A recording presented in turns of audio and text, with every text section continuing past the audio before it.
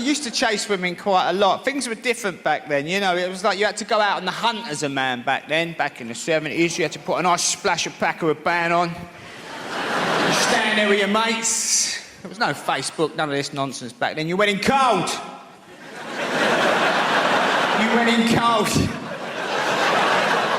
You're there with your mates Friday night, you've had a couple of pints of lager, got your shirt ironed, jeans pressed. You say to your mates, look, I'm going to go and get them birds over. When I bring them back, don't mess it up. Walk over to them. Evening, ladies. I know it must have hurt when you fell from heaven. Maybe if I were friends and I could ease the pain by buying you a few drinks. No, fair enough. Come on, we're going. We're only coming here on lesbian night, aren't we?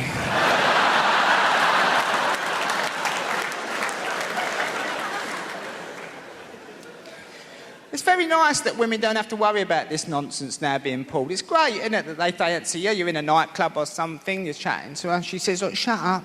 Shut up. I'm gonna sleep with your brother. Calm down. Takes you home and uses you.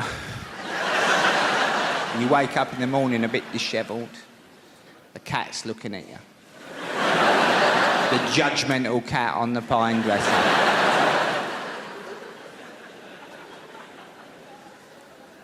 But the worst thing has happened in all the commotion. You've forgotten her name. Now, I'm a bit old-fashioned. I think if you chomped on someone's fanny, you should remember their name, you know what I mean? It's a little bit of a rule of mine.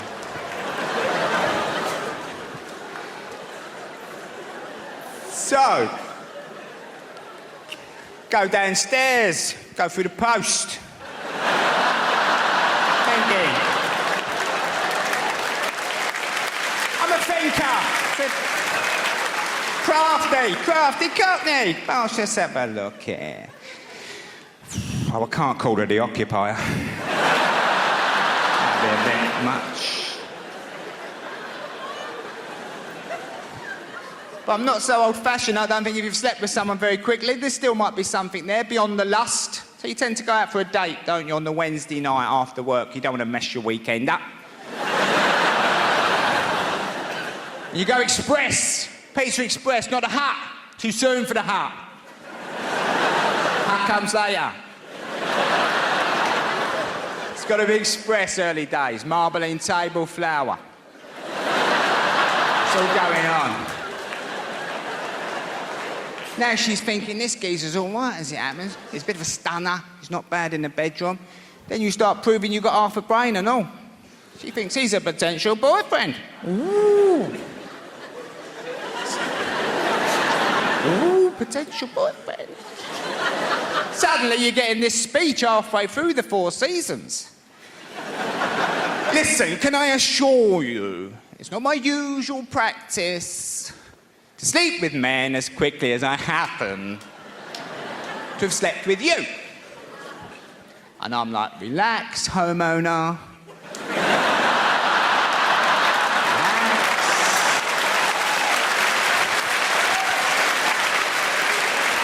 This is what I'm talking about, the assumption that if you're in a place like that, you obviously are the help. Okay, example 2, that's it, white people. One more example, and then we're moving on, right? I'm on tour in the UK. I'm going up to Leeds. All my team was already up in Leeds setting up the theatre. I'm travelling with my tour manager and best friend, Lila, also a black woman. So I go, you know what? That's Lila. I go, you know what, Lila? Let's not drive. It's a long drive. Let's get a train and go up in comfort. So we rush down to the train station. I buy us 2 first-class tickets. There's a train leaving, so we jump on the train. Train takes off. And we're walking through the train towards the first-class carriage. We walk into the first-class carriage. This white woman is sitting at a table. She looks up. She sees us. And at the top of her voice, she shouts, this is first class! Now Lila goes, what the fuck did you say? And I hold Lila, no, Lila, no. No, I just grab her by her collar. No, Lila, no. No, Lila. No, Lila, no. No. Watch me humiliate this bitch just with my mouth. Come back.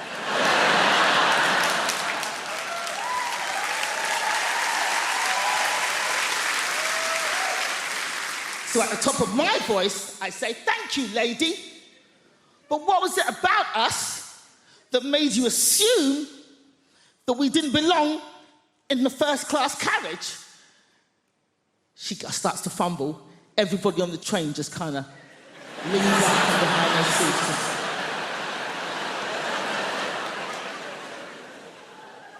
And she gets flustered. She's like, and then all she could think of was like, I thought you were lost. And I was like, how'd you get lost on a moving train going in one direction, bitch? How? Now, this woman was not alone. She was with her husband. Her husband was sitting opposite her at the table, same table. But we did not see her husband's face for this entire confrontation because the entire time he was hidden behind the newspaper. Just... His hands never came down.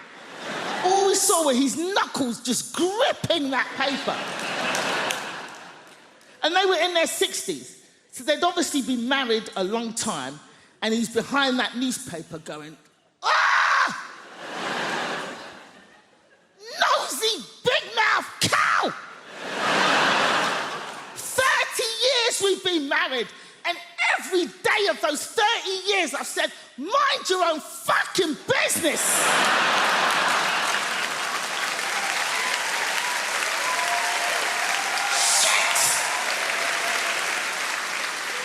And now we're both gonna get beaten up by these two black boys.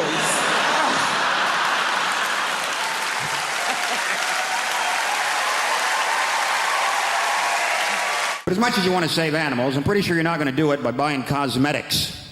Pretty sure you can't walk into the body shop and buy some burdock root peppermint oil foot scrub and some little badger somewhere in Scotland is going to go, wow, I feel a whole lot better about my life right now. Somebody's buying that burdock root peppermint oil foot scrub. I don't see the point in testing cosmetics on rabbits anyway, because they're already cute. Slather some lip gloss and eyeliner all over. Now they're all gussied up like some $3 whore. There's no dignity in that for a rabbit whatsoever. You want to test out cosmetics?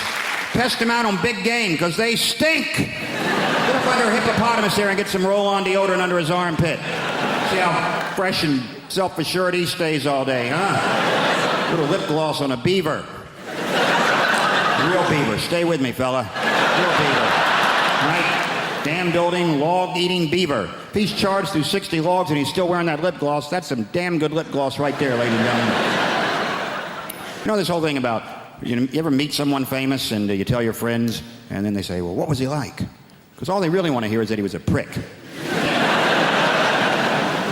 That's why they like to say Tom Cruise is the nicest guy in Hollywood. You know, I always think, well, if I was making $8 million a film, I'd be nice too. Jesus Christ. But I'm not sure he is that nice. Because I always read these articles about how he's so insular and he's into his Scientology and he, you know, stays at a hotel, won't make eye contact with anyone in the hotel because he doesn't want to talk about the plots to his new films. Apparently, as if staring Tom Cruise in the face, he would just crack under pressure. What are you staring at? Hey, you want to hear about my new film? You ever seen a Tom Cruise film like you couldn't figure out the plot in about 18 seconds? Oh, Christ. He's a cocktail maker. He's a pretty good cocktail maker, too. Till he has a crisis of confidence and can't make cocktails anymore. Then he meets a good-looking woman who talks him into being a better cocktail maker. A riveting piece of cinema that was. Then he's a race car driver. Pretty good race car driver, too. Till he has a crisis of confidence. Can't race cars anymore. Then he meets a good-looking woman who talks him into being a better race car driver. Then he's a jet pilot. Some of you are starting to see a pattern emerge here. Pretty good jet pilot? Yes, he was. Until he had a crisis of confidence, couldn't fly jets anymore. Then I believe he met a good-looking woman who talked him into being a better jet pilot. Then he was a sports agent. Then he was the brother of a retarded guy. He was a pretty good brother of a retarded guy until he had a crisis of confidence and wasn't so sure he was such a good brother of a retarded guy. And then he met a good-looking woman who talked him into being a better brother of a retarded guy. Then he was some kind of, I don't know what he's in now, War of the Worlds. Maybe he fights the world. And you know what? I bet he's a pretty good world fighter. But at some point, he'll probably have a crisis of confidence. You're going to meet a good-looking woman who convinces him it's okay to fight the world. Could be a Scrabble player for all I care. He's a pretty good Scrabble player. Until he draws all vowels. Has a crisis of consonants. And he meets a lovely Welsh woman who teaches him a lot of words he's never heard before. Oh, yes. You know what I love about London town is we welcome all the people from all around the world, innit? I bet you he's got people from overseas in the house tonight. Overseas people, show me some love. Loads and loads and loads. What about over there? I saw a few people who was from overseas. Where are you from, guys? Australia. Welcome the Australians. There's so many Aussies in London. We even got nicknames for each other. That's crazy. You call us Poms, innit? Yeah. We call you racists.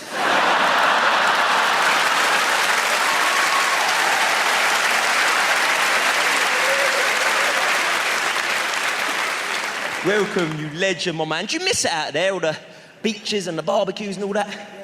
Yeah, probably about time you pissed off home, innit?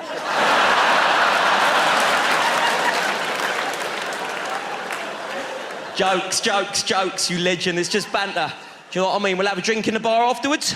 Yes. Promise you'll serve me first, though.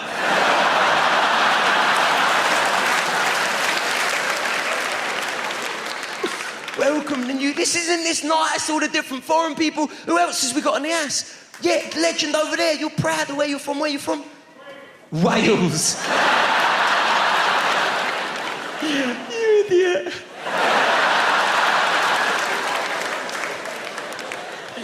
They get well wound up when we call them sheep shaggers, innit? Don't know why you don't just stop it, but there you go. Welcome, geese. I've been to Wales. It's a nice place, isn't it? There's even like a time difference, ain't there, which I couldn't believe. Yes, I was in Swansea. They're about 8 years behind.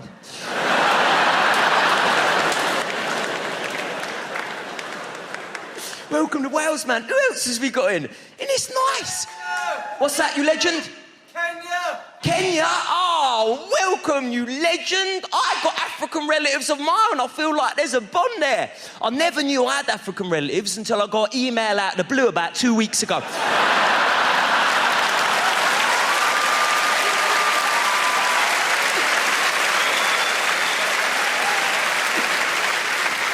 Welcome, welcome. I love it all, man. All the different cultures, all the different things, different accents. Ain't that fun? Everyone's got different accents. I hear different accents, I think of different things. I hear like Australian accent, I'm thinking sport. You know, I hear Italian accent, I'm thinking food. I hear Indian accent, I think I'm about to be put on hold.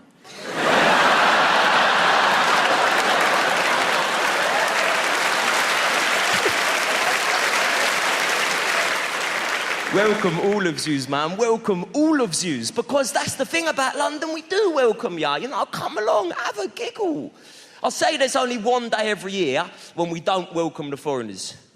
When we let all the frustrations on the foreigners out of the system. Just one day every year in London. London's, you know what I'm talking about, innit?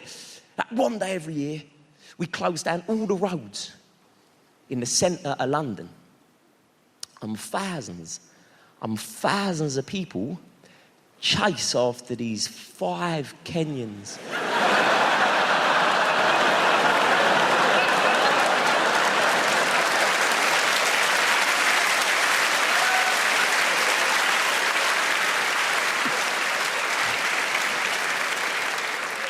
And a load of people in wheelchairs. It's not nice. A lot of people feel bad about flying. I'm no different. And the thing is, I enjoy it. I enjoy flying. I love all the pomp and the faff at the airport. I quite enjoy the pat-down.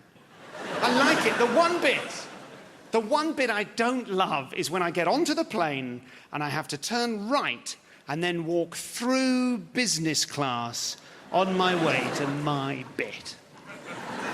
Because I lead a very lucky and privileged life, and this is really the only time in my life when I'm surrounded by people who think they're better than me and who can back it up. So if I'm honest, what I do is I release whatever greenhouse gases I've managed to store up throughout the day. Not very proud of that. But I was offered a gig recently. I was offered a gig to perform for the sustainability department of a big organisation, big company in Berlin. And they rang me up and they said, would Mr. Goldsmith like to fly business class? And I assured them, in no uncertain terms, that Mr. Goldsmith would, yes, make that happen, yes, do it now, immediately, please, yes. And if I'm totally honest, by the time I had been carried onto the plane by the pilot, gently sat down in my seat, tousled my hair, nothing overtly sexual, definitely a spark. By the time I'd been offered a champagne cocktail for takeoff, don't mind if I do, metal cutlery, because obviously terrorists can't afford business class. I have to say, when I had undergone the treatment, I turned into the monster I despise. I'm so ashamed. By the time you rabble walked past on your way to cattle class... Sorry, that's what we call you. You wouldn't get it. You walked past with your laughable single piece of hand luggage. Really? I genuinely caught myself having this thought. I sort of thought out loud. I thought, maybe I have worked that little bit harder. It was awful. But I got to the show, did the show, and afterwards one of the producers said to me, and I've checked this since in detail, it's absolutely true. One of the producers said, did you know that business class travel, business class flight, generates 3 times the emissions of regular economy class travel? And that's absolutely true. It's 3 times worse for the climate. 3 times worse the emissions, because obviously you're using more space on the plane, the seat's much heavier, all the stuff they bring for you adds extra weight, plus your pockets are full of conflict diamonds, you know. So I thought, I'm going to use that knowledge as one of my little steps in the right direction. I thought, from now on, no more business class for me. I thought I will use it as an opportunity for some climate communication. The next time I get offered business class, I will decline on climate ethics grounds, because I tell you what, flying may feel fantastic. Business class may feel sensational, but nothing feels as good, gives you so much internal prestige as walking through business class, knowing that you were offered it, but declined on climate ethics grounds. Oi, this is nice, isn't it? Yes! Is anyone here in their 40s? Is it? You're not in your 40s? Have you guys started walking like this yet?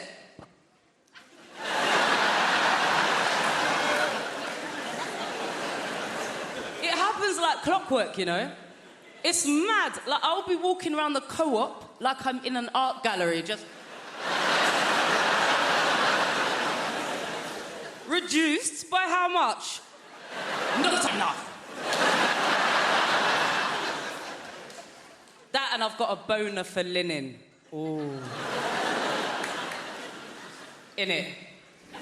I literally go out shopping for fabric and I'm like, give me a fabric that will crease really easily. Yes.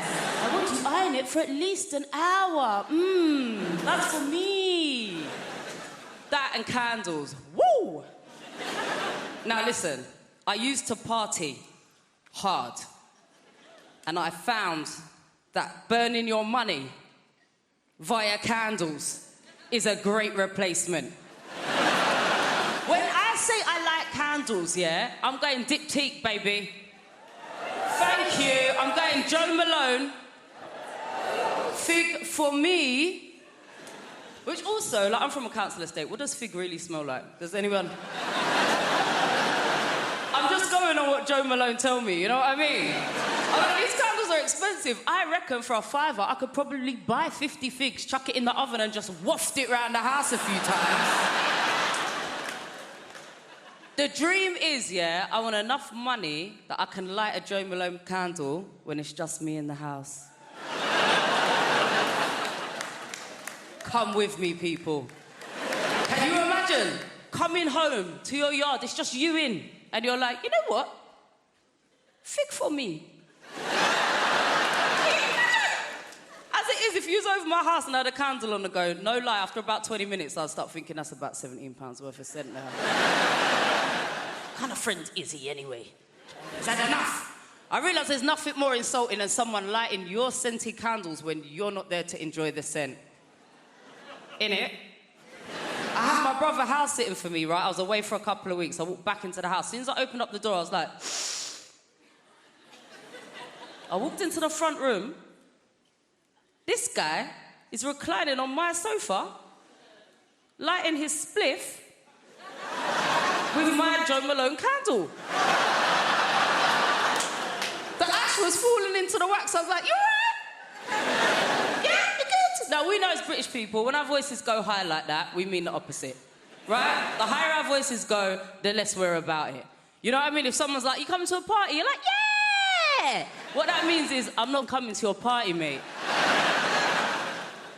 So I said, you all right?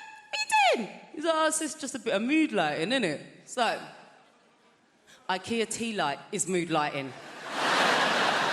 That's not even it. It was a 3-wick candle. Only 1 wick was lit.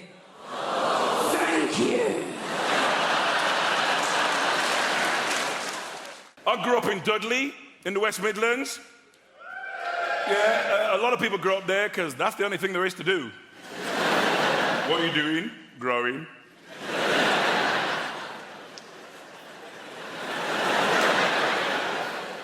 In the 50s, my parents emigrated from Jamaica to Dudley. Yeah, Nancy, I'm going to say that again just for you. They emigrated from Jamaica to Dudley. Why? What was my dad thinking? Bloody blue sky all the time. I want hail and sleet and snow. All this joyous reggae music. Where can a man get some Des O'Connor? We need pack your bags, we're going to Dudley. They made me go to church every Sunday. The Pentecostal Church of God in Prophecy. See, that's a black name. White churches are always called things like St. Thomas's. We're all outside going, St. Thomas's what? St. Thomas's Epiphany of the Shining Light of God in Christ in West Bromwich? Now, that's a name. You arrived late for church. Sorry I'm late, I was reading the sign. It's as good as Stephen King. I went to Blue Coat Secondary Modern School in Dudley. A lot of bullying there. I mean, you know, back in the day, it was different as well. You get punched in the face, you keep it to yourself. Nowadays, you go straight to the head teacher. Peter Wilkins has been punching me every day since the start of term. I'm not going to teach him anymore. I've got a daughter, 17. She's got a pet name for me. Taxi. Yeah, because the only time I see her is in the car, and even then she gets in the back. I'm like, how was school? She's like, you're not one of those cabbies who's going to talk all the time, are you? Her childhood's different from mine. I mean, you know, when I was a kid, it felt like everybody in Dudley had permission to beat me. It wasn't just my mum. You know, I'd be mucking about in the street, suddenly, bam! Mrs. Fearon from number 14 slapped me around the face. Then she'd drag me to my house and tell my mum, Mrs. Henry, I saw Len misbehaving in the street, so I beat him for you. Do you know what my mother said to this woman? Thank you very much. I have 6 other children, help yourself anytime. We made a documentary in Dudley about my mum last year. My brother Paul said this on camera, no word of a lie. Lynn, when mum used to beat you, we used to think it was really funny.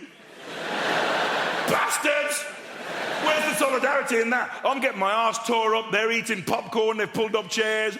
Oh, it's not as funny as last week. Mom, work the ribs now, work the ribs. Mom, Harley Shuffle, remember? Harley, Boombaye. Mom, like Popeye, remember? Fabida, fabida, fabida, fabida, fabida. When Mom used to beat me, she always said the same thing. I'm not doing this for me, it's for your own good. What parents are insane?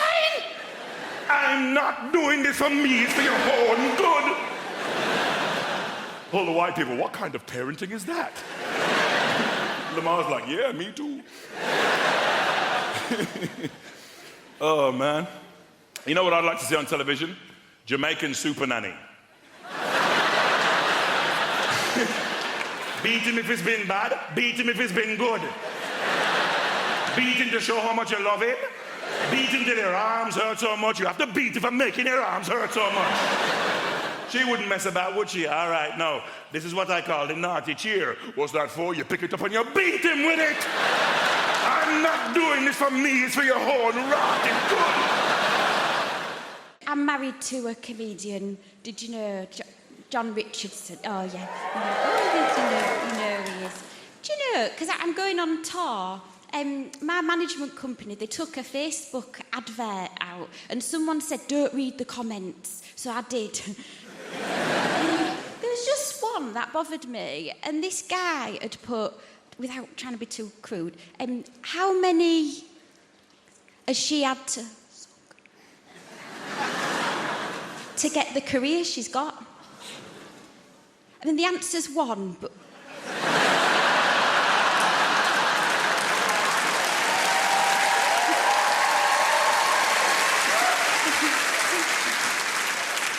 It's weird to applause that, isn't it?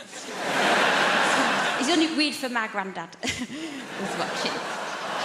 That's not weird. You've made that weird for an 87-year-old. Anyway, but the thing, because I don't know if you've noticed, but I've started to do a bit of telly now, and I'm in this weird stage where I'm getting recognised, but I'm not used to it yet. And I walked in a pub last night, and there was a woman staring at me, and I thought, what are you fucking looking at? And then I realised, oh, it's me. I did, you know Michael McIntyre's The Wheel? Have you seen it? The game show? I lost someone £98,000.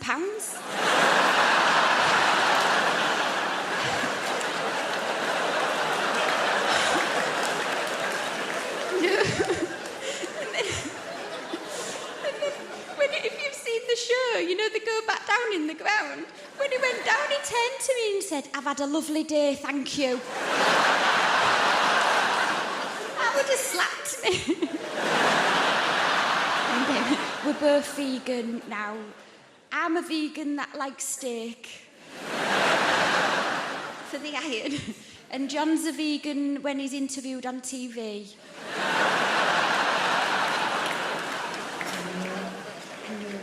It's a weird life for him, though, you know. I've seen it through his eyes. The situations we're getting for... Because he's been on TV 10 years. We went and did this gig, you know, in a school. And then we parked up, and he turned to me and he said, I've got to go. And I was like, oh, all right then, just wait till you get in. He was like, I've got to go now. And he didn't let me get out. He got on the back seat, and luckily we had a bucket because we've been to Seaside. We've got blacked out windows. And I got out, and there was two of his fans waiting for him. And they said, we've come all the way from Rotherham to see John. They said, where is he? I said, he's shitting in a bucket in the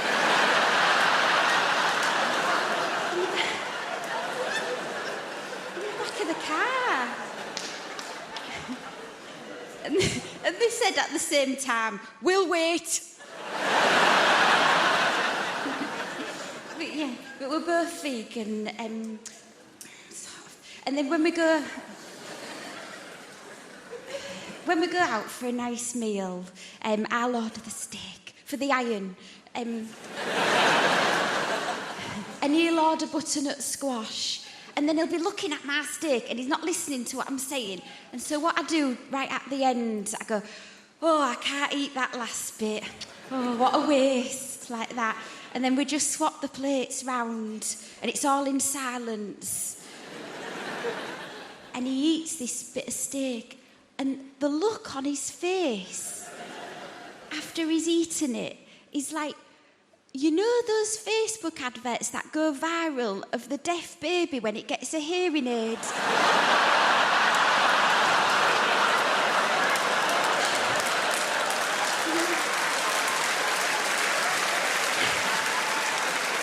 And here's its mother talk. That's what it's like. It's hard to be a woman, you know, like a lot of women right now, we're posting naked or almost naked pictures online to show how confident we are. And in all the comments, other women will be like, you are so brave. Well, I really just think that means not a model.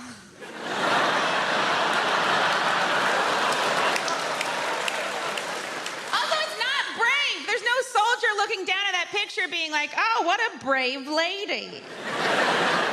You know, a man posts a naked picture, he just loses custody of his kids. And if showing your weird body's brave, then the guy that masturbated in front of me on the subway is very brave. Because he had a real weird body. And he was making weird faces. He might be the bravest man I know. But that's the thing, we're supposed to care so much about our bodies, us women, you know? And there's even campaigns that we should love our bodies and be confident in our bodies. Or we could just stop caring about it. Because you know who doesn't care about their bodies? Men. You know what men are? Successful. Men are presidents, men are CEOs. You've never heard a CEO go, I want to get profits up and keep costs down and love me for me. 3 p.m. we're going to have a meeting about how I can accept the fact that I have my mother's thighs. You know who should care about their bodies? Men. You have weird bodies, men, you're gross. Your balls are gross. I've never seen a guy like, oh, I can't wait to get his pants off and see that weird bag of stuff between his legs. What is it? It's like when you go to a haunted house and you stick your hand in a jar, you're like, please be grapes. Balls seem like a real god whoopsie. It's like when you're putting together furniture and you got a couple leftover screws and you're like, well, those were supposed to go somewhere. I guess I'll hang them from a satchel. Even the name sounds like a mistake. What are you gonna call him? Scrotum. Okay. This is how you knew God didn't care about balls at all. Everything else important, he covered in bone. Balls, he was like, let them fly. You are so lucky we get our faces near them.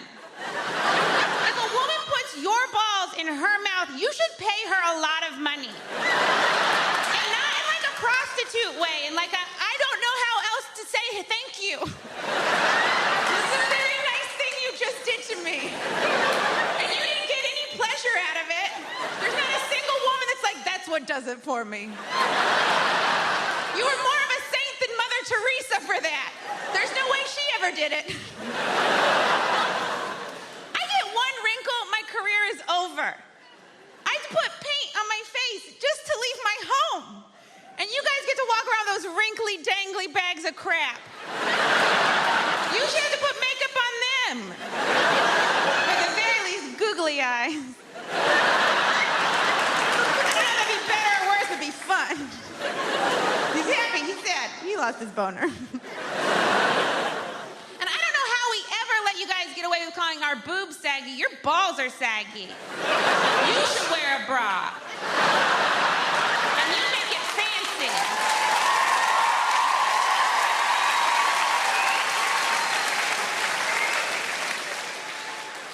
All those women clapping, they meant yours.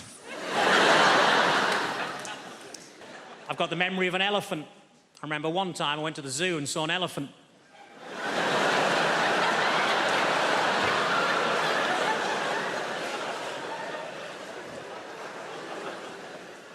I was disappointed to find that Dunkirk wasn't actually a biography of William Shatner.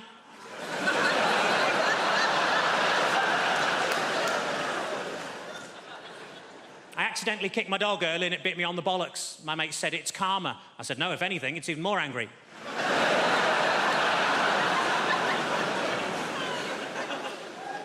I tell you what always catches my eye, short people with umbrellas.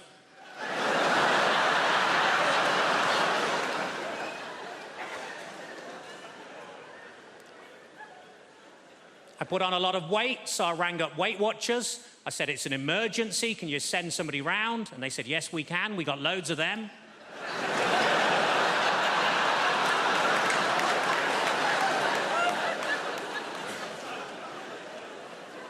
I was actually thrown out of Weight Watchers for making sarcastic comments at the weekly weigh-in.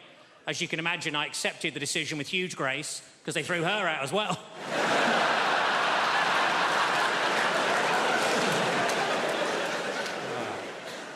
I was watching TV, the announcer said there's a documentary about the clitoris on the red button, but I couldn't find it.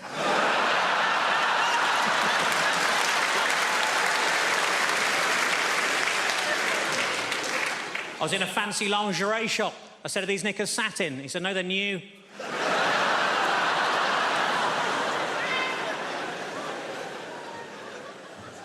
didn't know what to get my little niece for Christmas, so I asked my sister what she's into. Apparently at the moment she's mad about frozen stuff, so I got her some oven chips and peas. It's been a tough week. I got myself a memory foam mattress and now it's trying to blackmail me.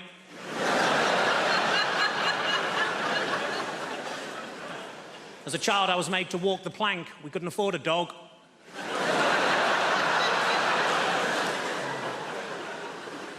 I went on a positive thinking course. It was shit. You would be. And it was half empty. The area in a Nando's between the front and back door is called a peri-perineum.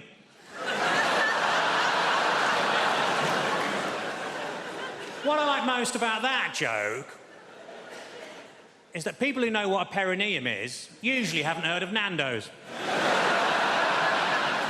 Ironically, there's only a very small overlap between the two. The doctor told me to lose some weight. I said, how? He said, don't eat anything fatty. I said, what, pies, chips, that sort of thing? He said, no, just don't eat anything fatty.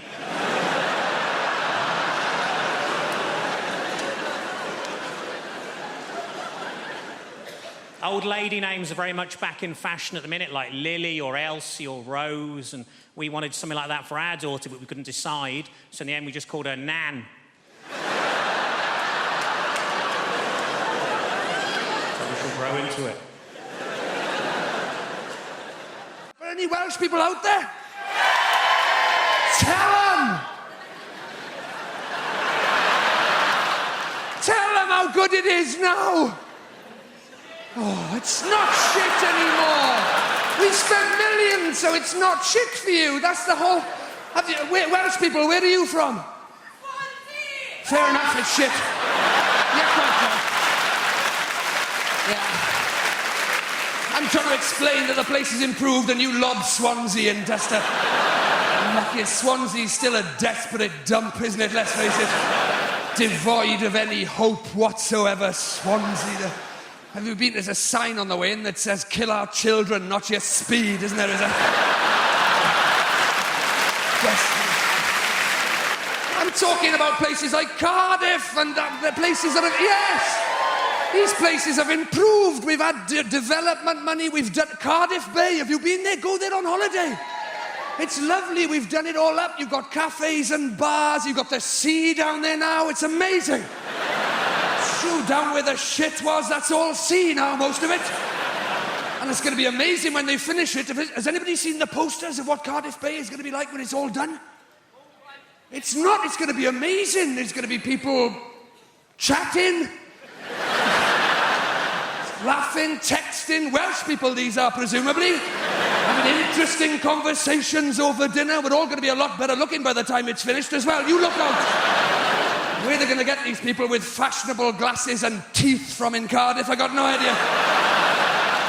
You've got to admire their optimism, haven't you? Fair play. Talking of optimism, you've got Cardiff Bay. I was there not long ago. Some of these restaurants, some of them have got tables outside. Al fresco dining in Cardiff. They're having a laugh on me. I tried to have a Twix at a bus stop in Wales a few years ago. It was too wet to eat, to be honest with you. Everybody's pretending it's Madrid. Come on, we'll sit outside. Your soup bowl's filling up faster than you can eat it, for Christ's sake. Stop raining! You never get past your starters after 7 hours of soup and rainwater. You give up.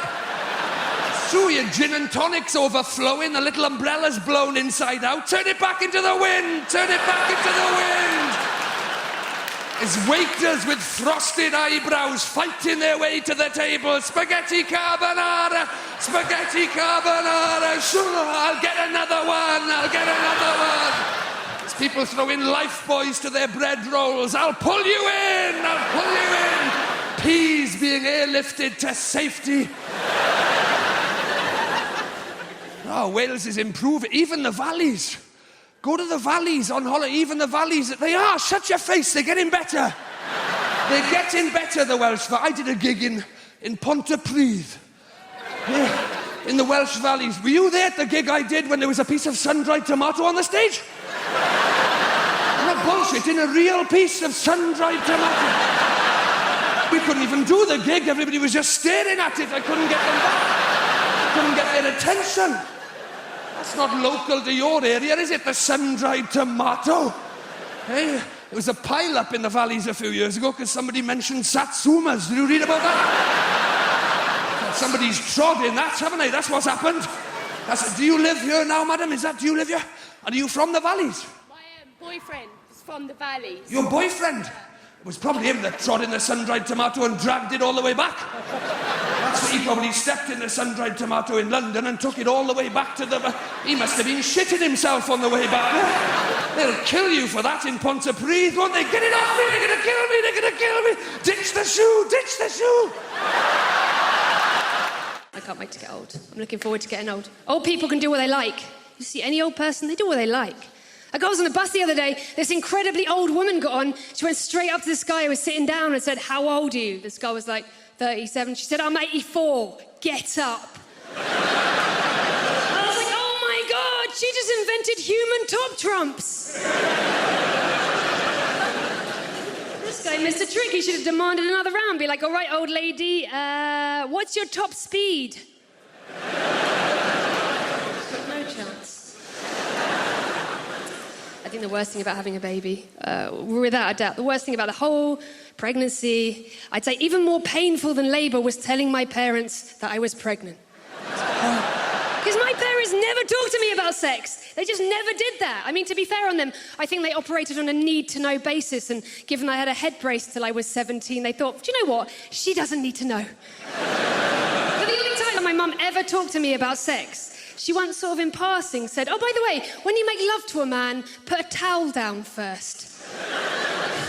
That's it. Both practical and disturbing. Put a towel down first. That's what she'd say. Put a towel down first. I thought, it's given me a pathological fear of sun loungers ever since. And my parents' towel collection. But I swear, I knew nothing about sex as a teenager. I think the closest I came to having sex at that time was when I was doing lengths in a local pool and a man accidentally butterflied over me. I mean, I lost my virginity so late in the end that when it finally happened, I wasn't so much deflowered as deadheaded. But I wish I was sexually confident, like in my 20s. Love to be like that. Love to be a player. You know what I'm talking about? We all know people like this, people who are going to go like, "I'm going to go out tonight and I'm going to get laid." I would love to be like that. I'd love to be the sort of person who could just walk into any nightclub with my towel.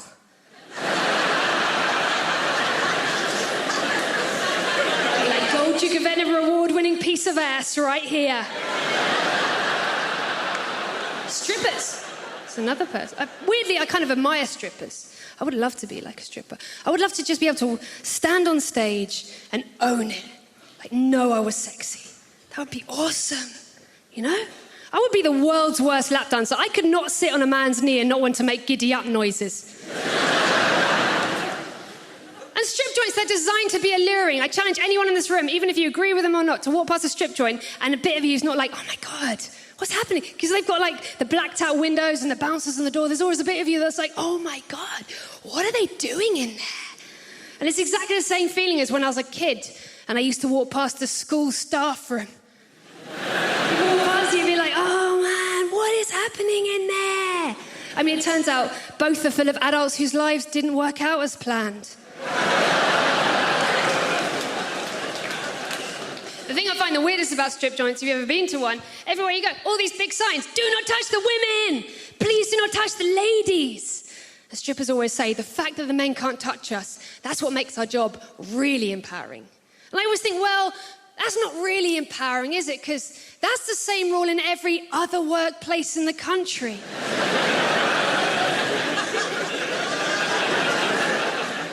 You don't walk in a shop and it says, "Welcome to Tesco's, don't finger the staff."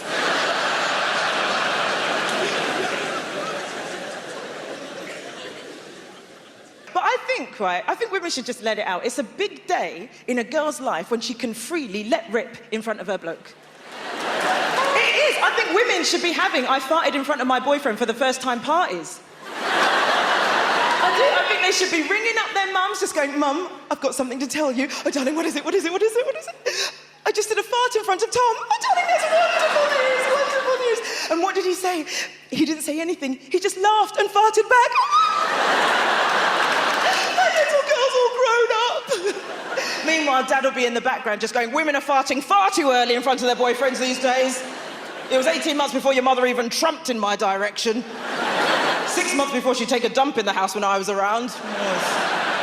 And also, I'll tell you something else we pretend as well. We keep the lady garden quite tidy, us girls, don't we, in the early stages? We'll do little tricks with it. Look, it's the strip, it's the Brazilian. Oh, look, I put a hat on it, it's the Mexican. Like we do. We do all that in the early stages, and then after about a year, it looks like the back of the wardrobe that leads to Narnia. Well, if he wants it, he's going to have to work for it.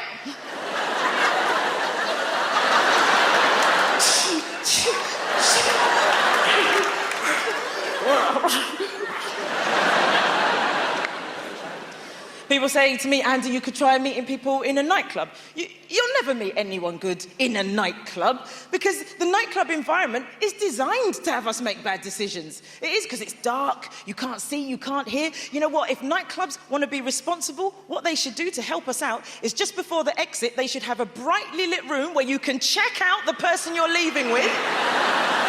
Yes, they should. They should call it the Have a Sodding Word with Yourself lounge. And you would literally get women in there just going, oh my God, you're wearing a fleece. I couldn't tell because it's so dark in there. Okay, nice to meet you.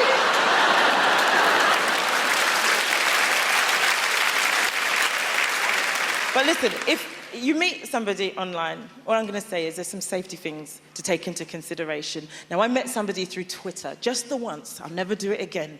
And it was the most irresponsible thing I think I've ever done. And I spoke to a friend about it before we met up, and I said, listen, I've met this guy, and we seem to really like each other, and we're talking about meeting up. What do you reckon? Should I meet him? And before my mate even had a chance to say anything, I said, you know what? I am going to meet this guy. You know why? Because life's too short. And my mate just went, yeah, you're going to find out how short.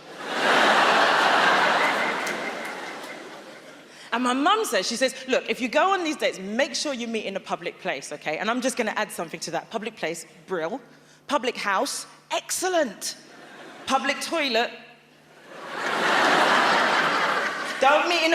Never meet in a public toilet. No good can come of it. Unless it's, you know them space-age toilets that they have outside? Where you put the money in, press the button, and then the door opens. You know why? Because you can pretend it's blind date. How cool is that? You just put the money and press the button. And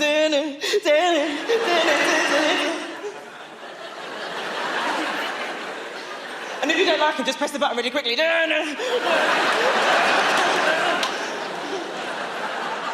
I don't know why, like, young couples, new couples have got this obsession with finding out how many people someone's been out with from before. Like, how many previous partners? This is a lose-lose situation, right? And if any of you have ever had that conversation or you think it's ever going to come up, this is what I say. This is what you should say, okay? Just say to the person that's asked you, you want to know how many previous partners? Okay, I'll tell you from the beginning, all right? 1, 2, 3, 4, you, 6, 7...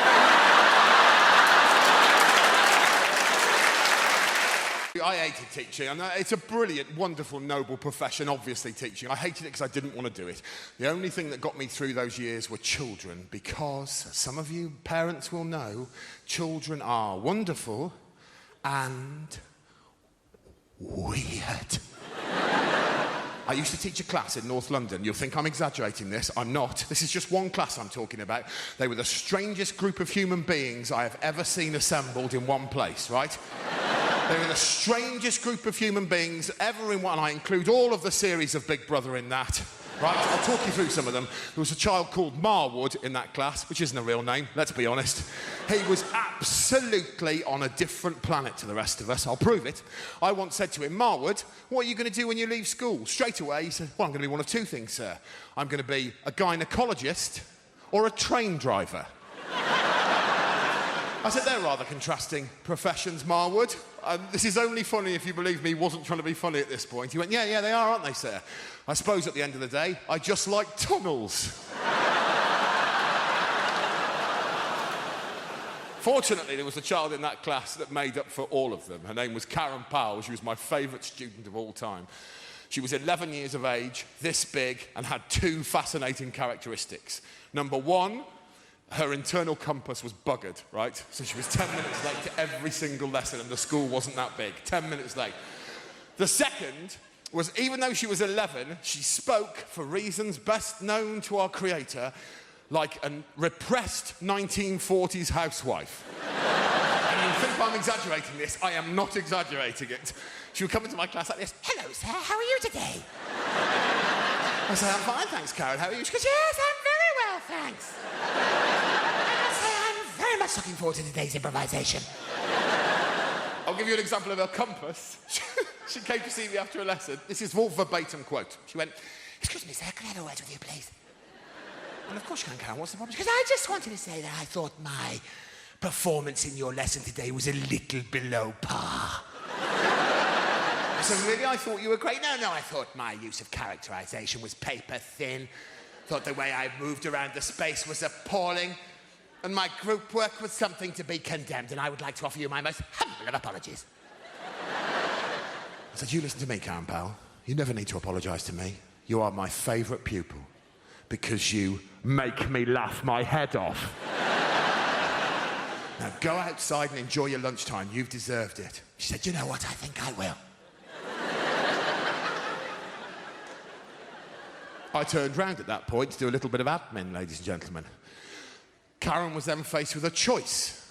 She could leave my room via the only exit, or she could go into my costume cupboard. I don't know what happened, but for safety, I'll tell you this. I locked my costume cupboard before I went for my lunch, then I went away for a whole hour. When I came back, I opened the cupboard, and I swear to you, that child was standing with her back to me in a scene from the Diddy Man remake of the Blair Witch Project, just doing this.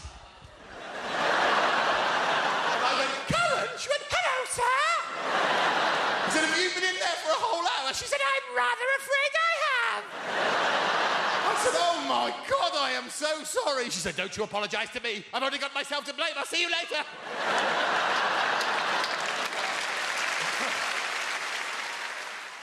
I'm going to make a concerted effort to be positive and happy, because that's what people like, apparently.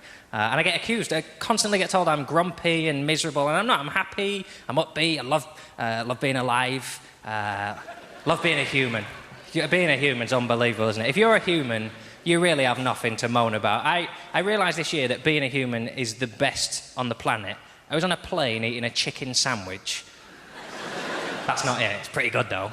I thought, I am eating a bird whilst I am flying. Unbelievable! I, a flightless land mammal, am consuming a bird in mid-air. Never mind the fact I just ordered a gin and tonic in a cloud. And it's because I think being a human is so easy that that's why I get annoyed with people, because people don't seem to try as hard as I would like them to about life. And I am a perfectionist. Give us a cheer if you're a perfectionist. Fair few of you. The rest of you are annoying. You say it now, because you go around and you make mistakes and you drop things and you laugh about it because you think it's part of life's rich tapestry. It isn't. You should be trying harder.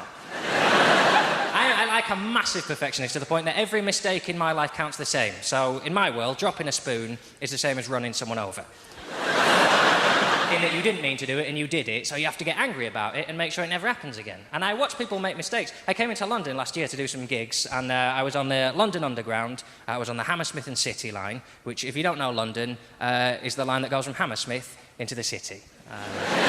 Cockneys really don't piss around when they're naming their things. Oh, a bit of a tube line, Gary. It goes from Hammersmith to the city. Oh, yeah? What you going to call it? Don't muck about, Gary.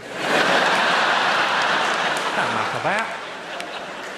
So anyway, I was on the Underground, sat down, and I knew I needed 6 stops to get to where I was going. And opposite me on the tube are 2 young girls. They're all dressed up. They're going out for the evening. They're laughing. They're giggling. They're joking. They're generally pissing me off. See, I'm not a big fan of public shows of joy, you see. My motto is, there's misery in this world. You just have to look for it.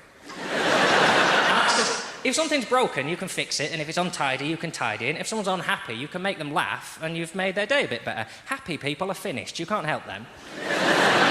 If you're happy, don't go out. Just stay at home and enjoy walls and ceilings. And my real issue with the happy is it's happy people who make mistakes, because they're so busy enjoying life, they've forgotten to do it properly. So I was on the underground, and these girls are laughing away, and they're a perfect example, because they're enjoying being together so much, they haven't noticed they've got on completely the wrong train. Right? So we're hurtling off in this direction, and they should actually be going in this direction. Right? And so about 5 minutes in, one of the girls cottoned on, and she tapped her mate on the leg, and she went...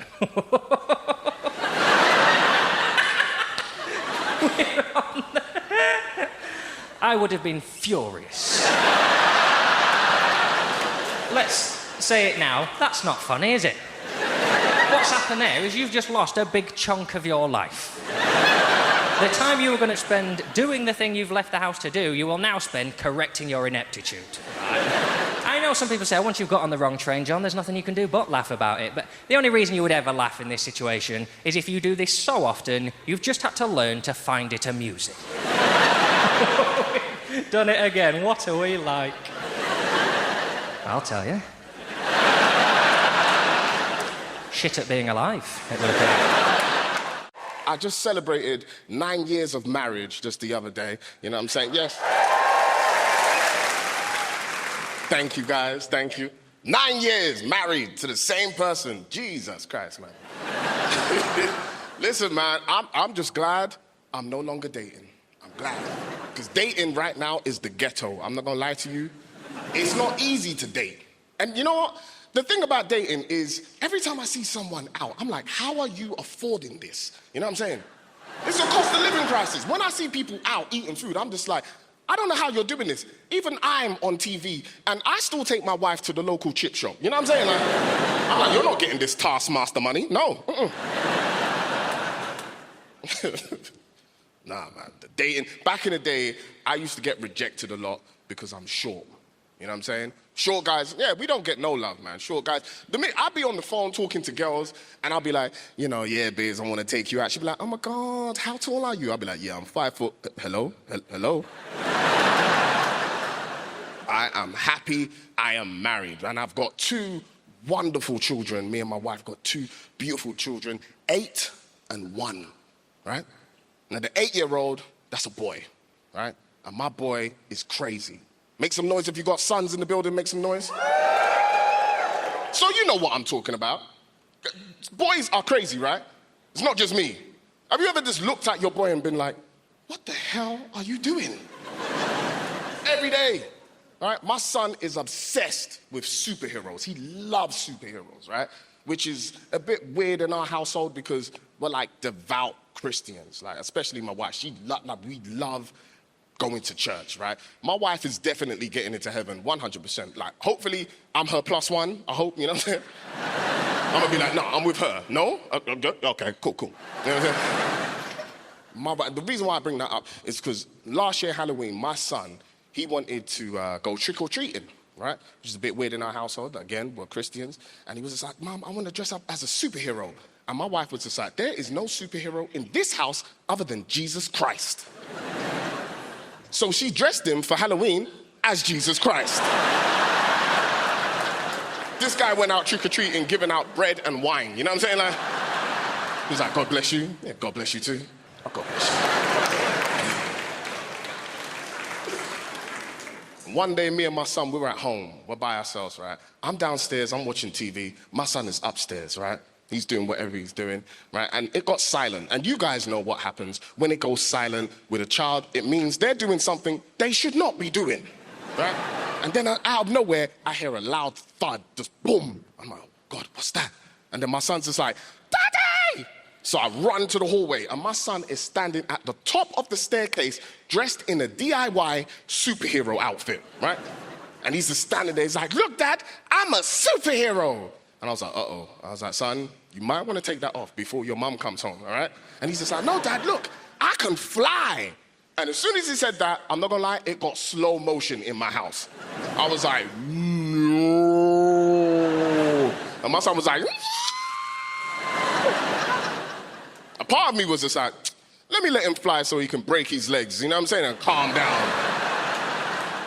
So I came to Britain in the early 80s. We were refugees long before it became fashionable. But my favourite immigrants are Polish people because they've properly confused old-fashioned racists. Have you seen them? They don't know what to do. What do we do? What do we say? They're immigrants, but they're white.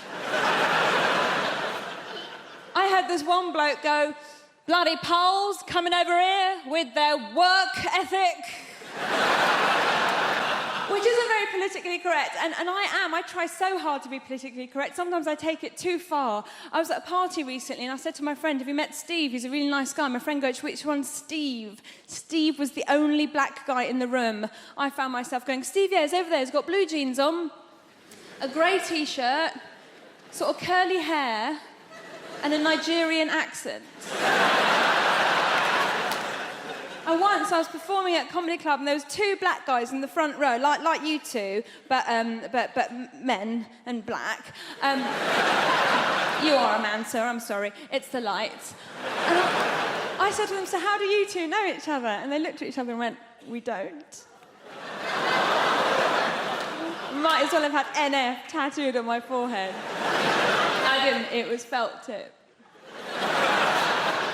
I like friendly, a little bit of friendly racism is nice. When I was a little girl, I used to always go to my friend Katie's house, and every time her dad opened the door, he'd go, hello, Shappy, been on holiday?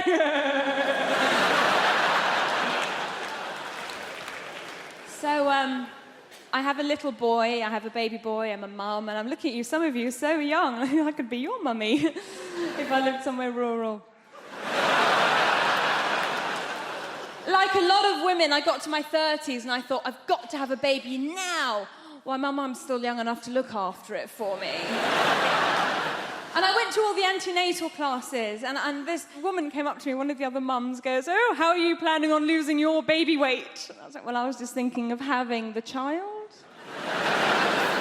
And she was like, oh, I'm going to be a yummy mummy. I'm going to lose all that. Yummy mummy, that's just like a middle-class way of saying MILF.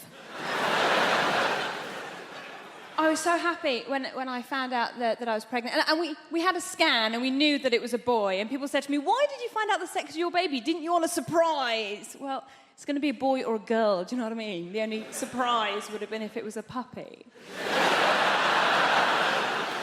And there are no puppies in my family. There's one goat, it's not a blood relation. Thank goodness I have a child now. It was no fun being a broody Iranian woman. Every time I said to people, my body clock's ticking, they'd hit the ground.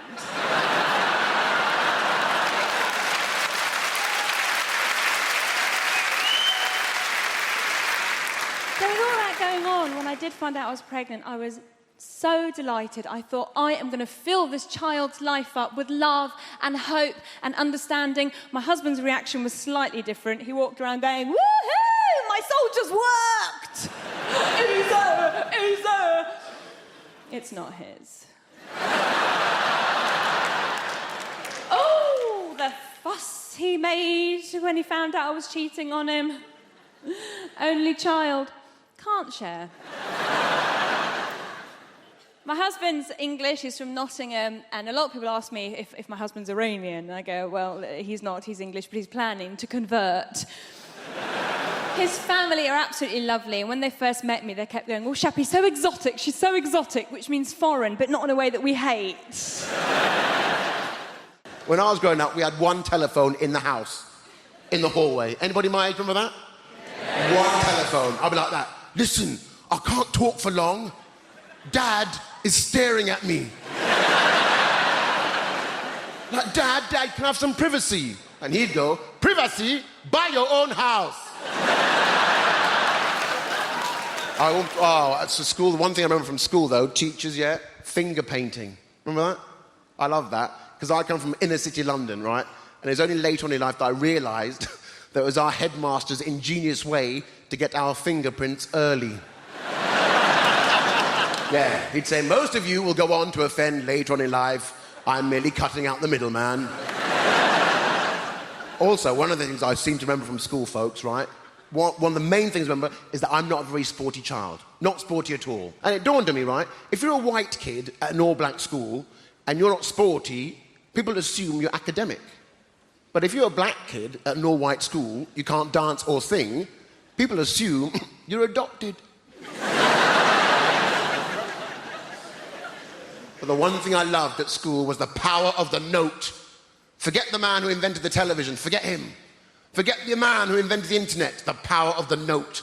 The note could get you out of anything. PE? No! I got a note. Jabs? I got a note. If only the note could follow you later on in life.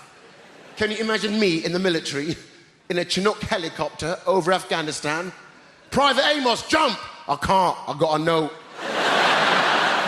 Mom says, don't jump, not in these shoes. You get me? And the leader of the free world, Barack Obama, wow, look at that. If Barack Obama was a kid at my primary school and said to my careers advisor, I want to be the president, the careers advisor would have gone, well, Obama, obviously a temporary careers advisor, I can definitely see you on the campaign bus driving it. Also, folks, I want to be a bit honest as well with you tonight. I'm very much into same-sex relationships because I think it's very important that you're both into the same kind of sex. Otherwise, it can create friction.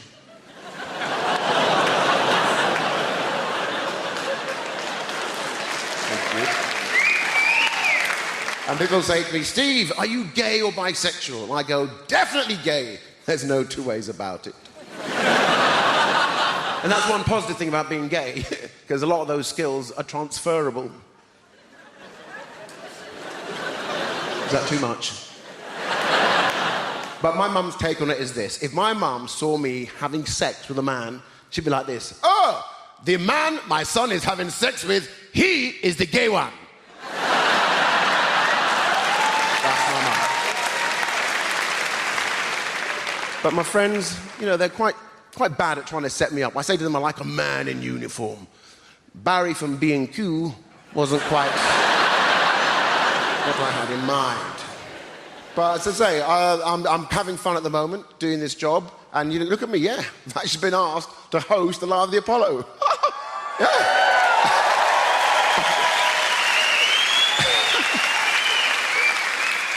And Lenny Henry isn't dead. No. He's just locked in a room at the Premier Inn.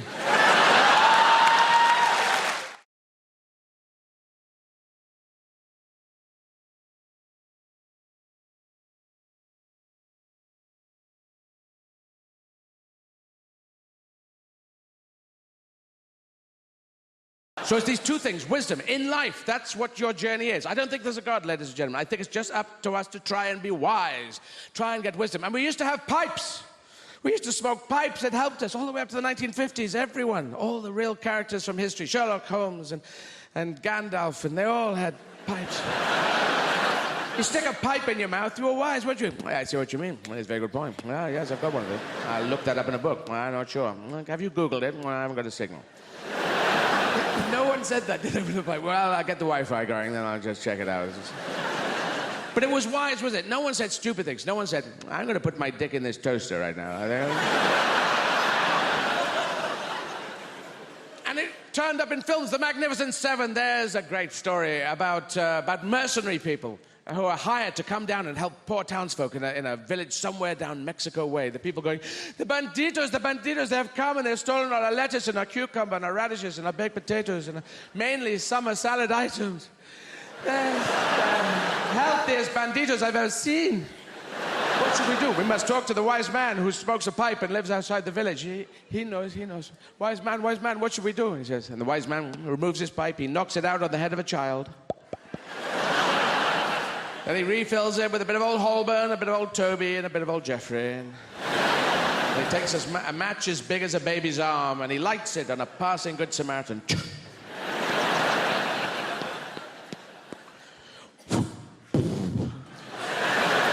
You must go north and find the gringos. The gringos, they're good with the guns. They will come. Yul Brynner, Steve McQueen, they will good being things. And get the man from U.N.C.L.E., Robert Vaughan, bring him too. And James Coburn, good with a knife, not so good with an Australian accent. And Charles Bronson, he can tunnel underwater. He's autodidactic. Yes, it was a wise thing, wasn't it? But nowadays you wouldn't ask a pipe smoker what to do, would you? You wouldn't. You wouldn't say, God, what's going on in our town? All the summer salad items have gone. What do you do? What do we ask those people who smoke pipes who all live in that one house? Yes. Bing bong. Yeah? What is it? We've lost the man came and the man from Del Monte and he took all this thing and there's no lettuce and cucumber. No, that's you, isn't it? What you must do is you must find them and remove their kneecaps. Put their feet on back to front. Sellotape their eyeballs together. I don't know, I'm on crack. Do people who smoke crack ever go, now maybe this is the crack talking?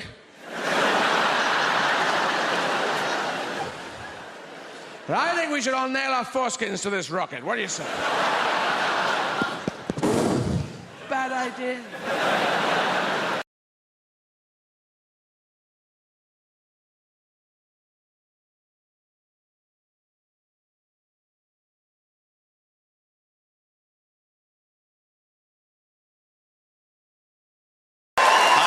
I'm Nabil Abdul Rashid, and of course, some of you will recognize me from mistaking me for security outside. Because when you look like me, you can't just be outside to enjoy the ambience. No! Everyone assumes you're there to search people or sell drugs.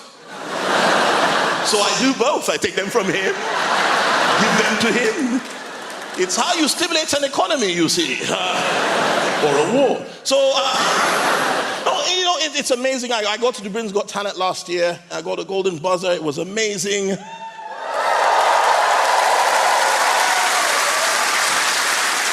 But I'll tell you what was better. I got to annoy racists across the country.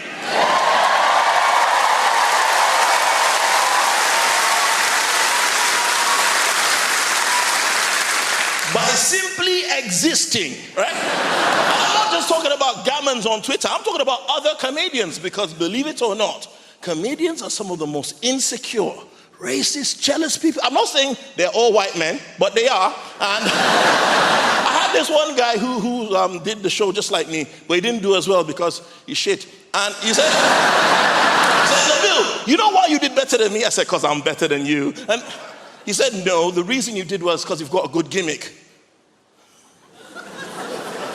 I said, gimmick? Gimmick? Okay, what's that then? He said, oh, you know. I said, what, exfoliation? What kind of... I thought everybody knew about it. I said, no, you know, the black stuff. I said, you're really going to reduce my whole existence into a gimmick? This is not... I said, bitch, this is no gimmick. I woke up like this.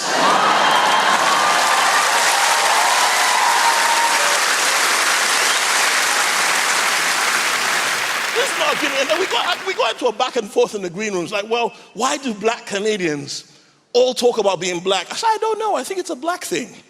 I said, yeah, but you guys all talk about race, and that's not a big deal anymore. I said, yeah, but you guys all talk about your genitals, and those were never a big deal. So,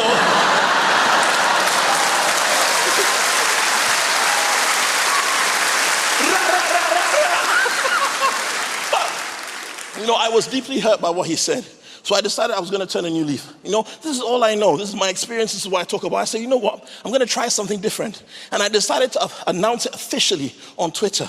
So I went on Twitter and I said, hey, guys, I promise not to do any more jokes about Islamophobia or racism as long as you guys promise not to be Islamophobic or racist to me for a week. I didn't want to be too demanding. 1 week is okay.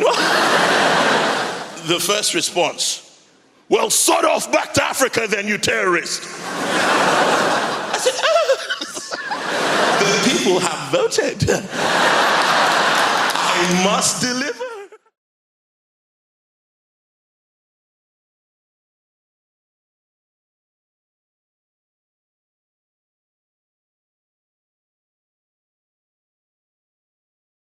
I was talking about Danny Alves, the black football player who had a banana chucked at him, right? And I said, after it happened, my white friends, not being racist, just casually were asking me how I felt. Now, how I felt was I was offended, but not for the reason that they thought I'd be offended. Like, I wasn't offended because it was racist. I was offended because of how it was racist, you know? The guy chucked a banana. Really? A banana? What kind of lazy, boring, uncreative racism is that, man?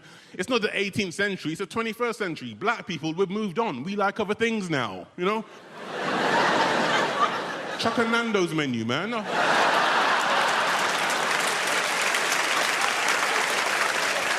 A banana. That's not racism, that's potassium. I'm not offended by that. Up your game, Belen. What's wrong with you? So, yeah, man.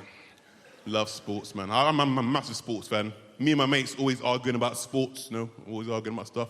Like, we got into one argument, me and one of my mates in particular, we got into an argument start of the year. A former football player, he came out in the news, right, to reveal that he's gay. Now, that's cool. Fair credit to him for coming out, that's all good. However, at the same time, I can't help but think, why is it someone famous revealing that they're gay is still seen as a headline?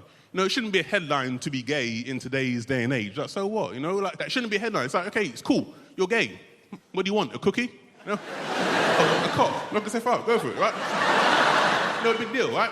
But then the weird thing was, after that player came out, I was talking to a mate of mine who is gay, because that's what happens every time there's a story in the news that's linked to gay people.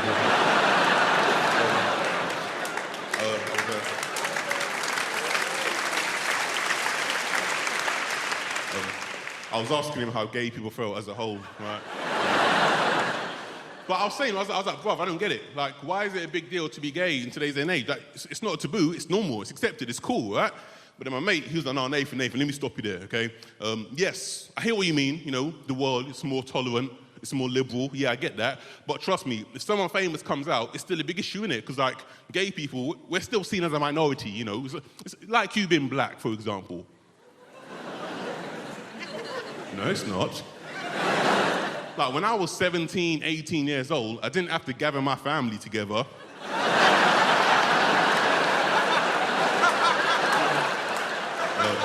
Mum, grandma, I've got something to tell you guys, yeah? Mum, remember the other day when you came in my room and I was reading a Nando's menu and you asked me why? Remember that? And, grandma, remember last weekend when I picked you up and I was half an hour late for no reason? Remember that? Yeah? Well, basically, it's because I'm, because I'm... What, why, what? What you is? It's because I'm... No. In my house? You is? Yeah, I'm urban.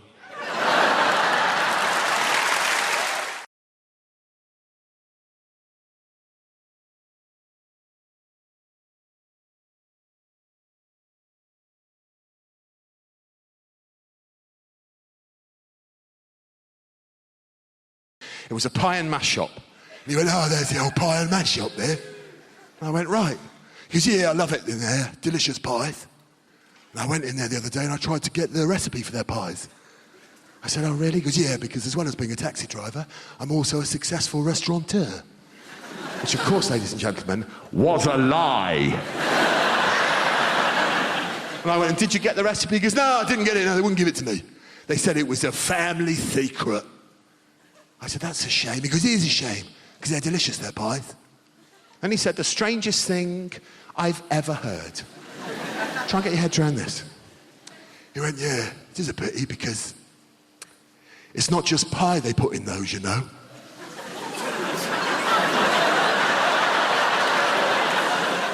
I went, I'm sorry, mate. Because it's not just pie they put in those. I went, what? In pies? He goes, yeah. I said, pie's not an ingredient, mate. He went, what's a pie's made up of constituent parts that have been brought together. It's not an ingredient. He goes, what are you talking about? A pie's the pie. I said, is it? Because Jamie Oliver's show's going to be a bit shit from now on, aren't they? He goes, what do you mean? I said, I'll show you. Hello, everyone. I'm Jamie Oliver. Today, I'll be making a lasagna. I'll just get the ingredients. A lasagna!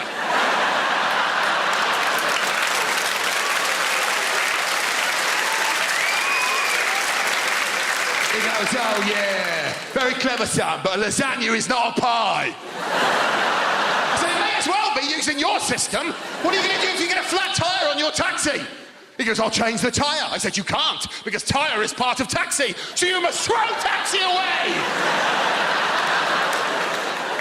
He goes, I don't know what you're talking about. I said, do you honestly not? I said, all right, I'll help you. He goes, well, I'd like you to explain it to me. I said, all right, we'll do a role play. He went, okay, let's do a role play. This happened, right? I went, right, I'm a cake shop owner. He goes, okay, you're a cake shop owner. I went, right, you're coming in to buy a cake. He said, I'll have a cake, please. I said, hang on a minute. You've got a fatal nut allergy. He went, fine. I went, right, let's go.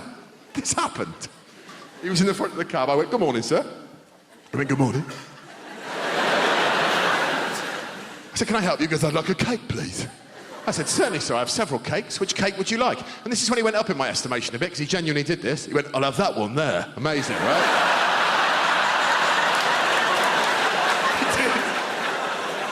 And that's where I pulled out my ace card. I went, excellent choice. The nut surprise. He went, hold up a minute, I'm not allowed to have nuts. And I said, oh dear, have you got an allergy?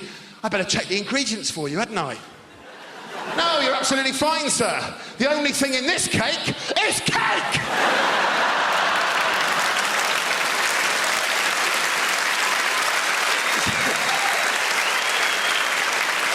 He said, I can see nuts on it there, right?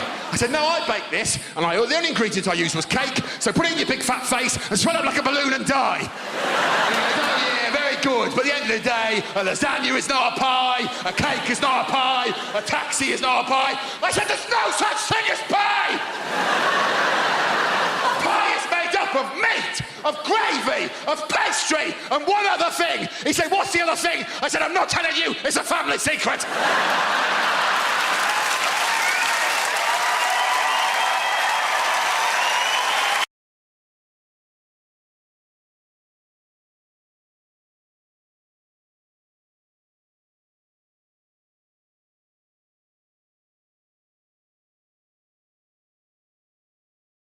What I'm going to do now, I'm going to do a few impressions for you.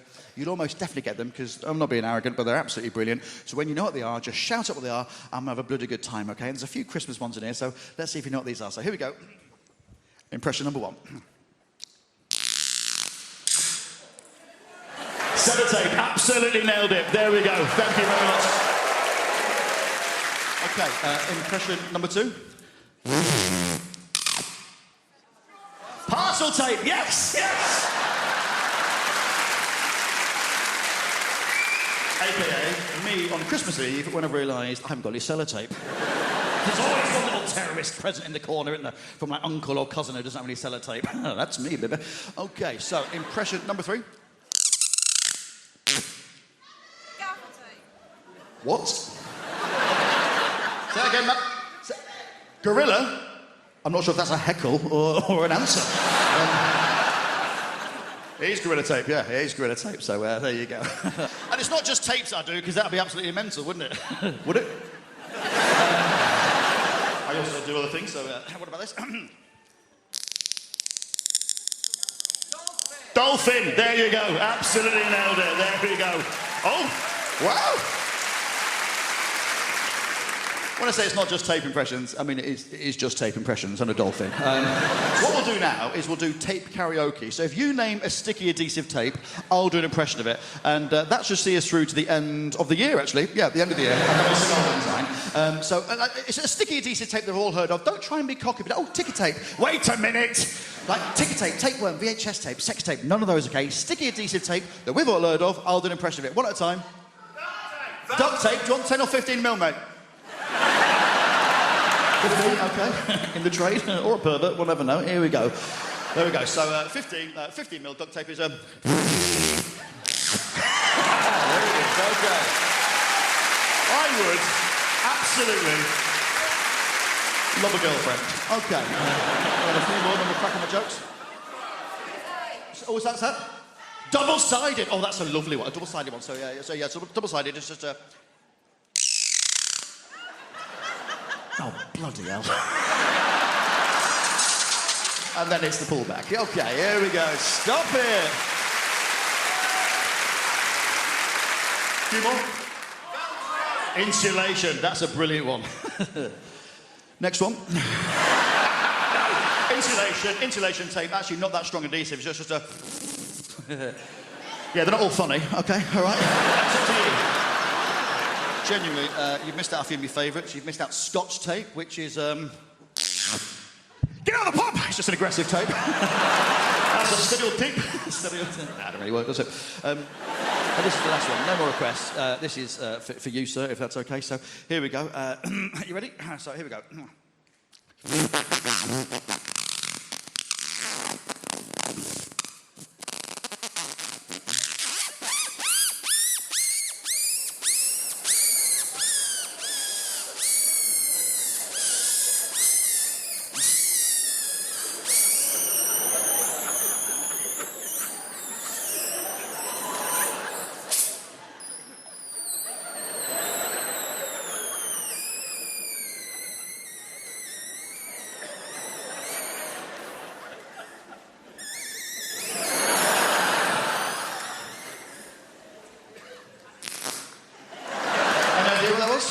It was a dolphin suffocating on gaffer tape. So I just flick some more around and stop it.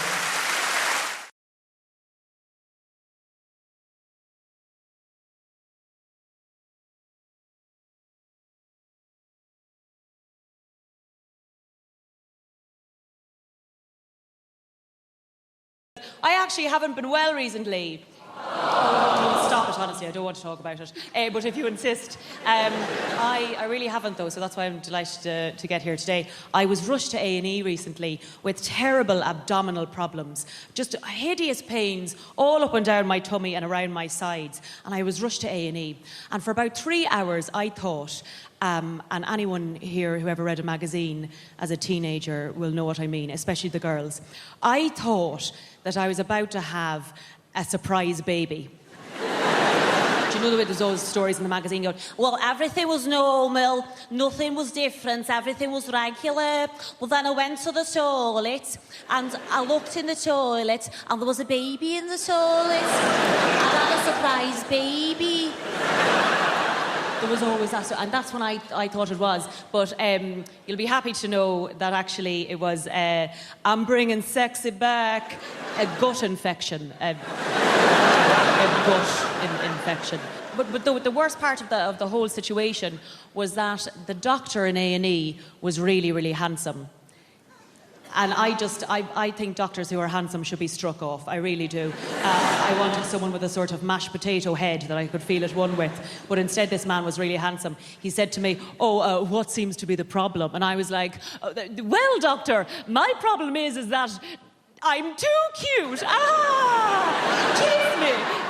me. I mean, how could I tell him that I thought I was having a surprise baby or else I was waiting for a poo? I mean, you couldn't, you know... And once we find out which one it is, do you want to go for a drink? It's really quite terrible. But by the way, you might notice that I talk quite fast. And if I'm honest, it's not really going to slow down too much, so you'll have to sort of jump on the Venga bus of enthusiasm and beep the horn with this one. I think that the reason I talk quite fast is because I was brought up in the countryside, in the deepest, darkest countryside, where there was no one for miles and miles around. Just this giant expanse of land with no one to talk to. And it was very, very lonely. You'd have no one to speak to during the day. I mean, a very backwards existence, lads. Like, our clothes are made of mud. Our hats were made of leaves. We had no access to things like pot noodles. We just had to sort of pour boiling water on top of birds' nests. We didn't feel like cooking one evening. A really backwards existence. And crows everywhere. Crows. In the city, there's pigeons everywhere, but in the countryside, there's crows everywhere. And it makes everything you do seem really ominous. You'd open the window and it'd be like, wah, wah, wah, wah. Well, that seems a bit ominous. You know, you'd be standing innocently over a dead body in a field. Oh, God, this one seems a bit ominous. But the reason that I think I talk quite fast is because I'd have no one to talk to during the day. And so some days, the only person you'd have to talk to would be a passing car flying along the road. So you had to learn to talk fast if you wanted to talk to anyone.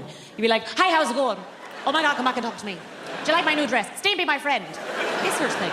Some days you'd be waiting for a tractor to come along, because you get more time out of a tractor, you see. You get to talk to them for longer. You'd be like, hi, how's it going? Do you like Sesame Street? I like Sesame Street. Oh, you do like Sesame Street. Sometimes I think Big Bird might not be a big bird, but he might just be a man in a suit. I know it sounds bad, but I have my suspicions. Goodbye, come back. We need to bring back a sense of consequences for our actions. In this world, there are no more consequences for actions, yeah? And what I'm talking about, if there's no consequences in this life, what we need to do is bring back to Britain a simple sense of hell. The idea, if we screw up in this life, right, we will burn in sulphur for all eternity in the next life. Now, this is quite a tough sell, right? You don't like that idea, do you? Right, but hear me out, this is a good idea. We got any Christians present? I need your assistance. Any Christian people here this evening? Yeah, in the pink shirt. What's your name, son? Josh. Fantastic. You're a Christian? So you understand the idea of redemption, eternity, yeah? Resurrection, eternity in particular. And I do too. I understand the notion of eternity because I went to church on Sunday. Let me tell you this, that service went on forever. If it took me an hour to open a bottle of wine, I'd be drummed out of business. Now, the point is this. How long does it take to own a packet of crisps? Get on with it. Now, we need to bring back... Now, the problem with the idea of hell is no one's frightened of it. Now, I'm going to describe hell for you now, and none of you are going to bat an eyelid, right? And while your body's boiling in the mouldering in the grave, we'll take your soul and boil it in boiling oil for 1,000 millennium. Then after that, 2 sulphurous demons, emissaries of Satan himself, will come along, pull out your kidneys and set fire to them on the red-hot coals of hell itself. Then after this, another demon will come along, pull out your eyeballs, stick them on a red-hot poker, burn them on the hot coals of hell, and stick them up your arsehole, and they'll come out your own mouth with the shit on it. And this will go on forever. So you're not bothered by that, are you?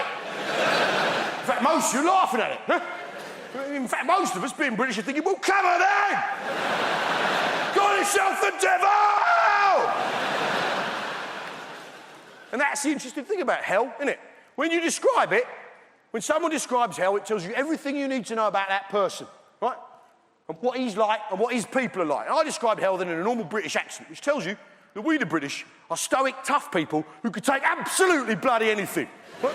And that's the interesting thing about hell. It tells you about the people telling you about it. Hell, in a French accent, for instance, sounds like a recipe.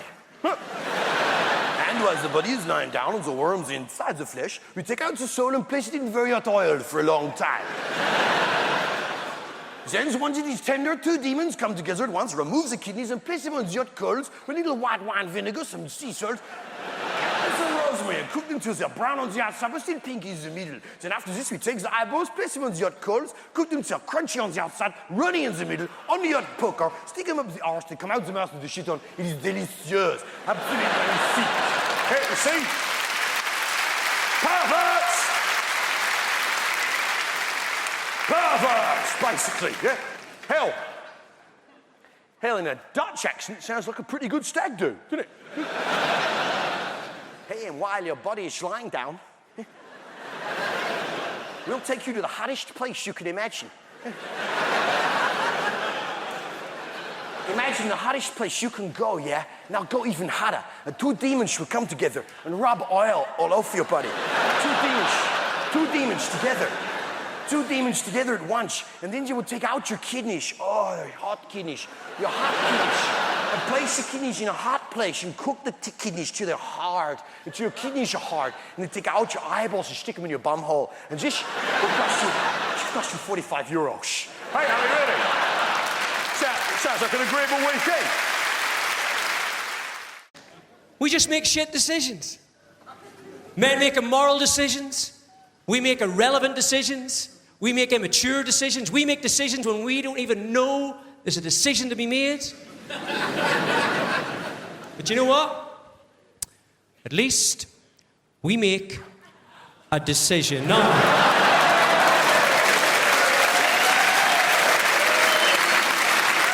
Yeah. Let's try this one on with the class, will we, eh? Look at all the couples sitting there now. Look, you listen to him. You listen to him. I went to see Patrick Healy the other night. Was he funny? No, but he was true. Is it just me? Am I an indecision magnet? Eh? Honestly, I can get all sorts of women. Can I get a woman who will make a decision? I'm not talking big decisions. I'm not talking should I murder your man, move to Australia. I'm talking everyday decisions. What do you want to do tonight? No, I don't know. What do you want to do? Well, I don't know, we go for a takeaway, or we could get a movie, or go for a meal. What do you want to do? No, I don't know. What do you want to do? So you go to the restaurant, the sommelier comes over, would serve like red, would serve like white. Oh, God, I don't know, maybe the red, but then the red stains my teeth. Maybe the white, but hang on, are you having the fish? Because if you're having the fish, then you should have the white and I'll have a little sip. Oh, I don't know, I'm really not sure. Just the red, please, yeah. Save yourself, go for it, I have to live with this, okay? Gets to the starter. Oh, I don't know, maybe the duck or the prawns, or the duck and the prawns. Hang on, am I allergic to the duck? No, did Jill like the prawns? Oh, I don't know, I'm not sure, I don't know. If you were me, what would you have? You by the fucking throat, that's what I have! Girls, have you any idea how difficult it is for a man to sit in a restaurant, look across at the woman he loves, and think to himself, if I marry this woman, she's going to want to decide the name of my firstborn child? If I marry this woman and I'm unfaithful, she's going to decide whether to keep me in the house or make me leave and keep half my stuff. If I'm involved in a terrible accident and I'm on a life support machine, she's going to decide whether to keep me alive or turn me off. And I'm looking at her and she can't even make her mind up between the chocolate cake and the sticky toffee pudding. And do you know the worst thing about this? I'm looking at couples. I'm looking at couples now who women should now be turning to the men and going, oh my God, would I turn it off? Would I keep it on? Would I turn it off? Would I keep it on? And the only thing going through your minds, girls, chocolate cake, toffee pudding. Oh, it's a toughie, Paddy, it's a toughie. Ooh. Is the cake hot? To be honest with you, I'm bisexual, but during lockdown, I'll admit, I was strategically gay. I think that was the only way to go. When dating became such that you had to meet strangers in parks, and also you had to believe the other person when they said they washed their hands. I'm not doing that with men. I also think that ultimately, if you are bi, I don't really know why anybody would be choosing men. Yeah, no offense, it's just that we smell better and you're violent. So...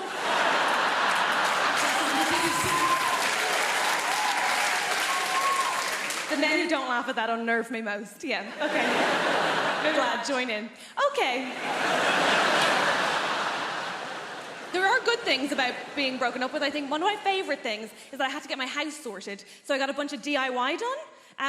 I think DIY is amazing. DIY, in particular, there's one silver lining, and that is that DIY reminded me of something I had long forgotten the point of, which is, of course, men. You're amazing, aren't you? Specifically, I'm a fan of a subgenre of men. They're called handymen. Do we know these guys? Oh my God, they're wizards. I love them. They do magic. I adore them. You're not sold. That's okay. I had one lad in one day, had a bunch of photos and art on the floor, left, came back, on the wall. Oh, I'm sorry, these guys are defying gravity and you're not impressed by that? Incredible. I'm obsessed with them. I love them. I also had one day where I had two men in, I know, very exciting, and I had a bookcase, right, that needed bolting to the wall. I said, can you bolt that to the wall? They said, yeah, of course we can. I said, cool. Just so you know, even if you bolt it to the wall, the floor is uneven, so it will wobble. They said, no, don't worry about that, sure, we'll just get some extra wood and pop it under it. What? I said, don't worry about that, sure, we'll just get some MDF and pop it under it. What is this witchcraft? Here's the thing, Apollo. They did. I was like, I will suck you both off. Obviously, I had to think about it afterwards because head was my first reaction, only my first reaction, I think a normal one. My second one was, of course, to wonder how I am a woman in her 30s who doesn't know how to do any DIY. And I think the obvious answer there is that men are keeping it a secret to remain relevant. And that's not on me, right? But I do know some women can do DIY. I date soft butches, I'm aware. But genuinely, I mainly know because a woman came to my house from British Gas, very modern, and she fixed my boiler, right? And after she was done, she said, okay, that's all done, all sorted. Just before it works, you will need to bleed the radiators. I said, what? She said, oh, for that to work, you're just going to need to bleed the radiators. I said, the butch one left. What are you saying? Sorry? Can't really hear you behind all of my hair. What's happening? She goes, do you want me to show you how to do that? I said, is that allowed? Women in the room, look at me. Come here to me now, focus, right? Did you know that that is just turning a key and waiting for liquid? It is basic hand job stuff, and no one will tell you.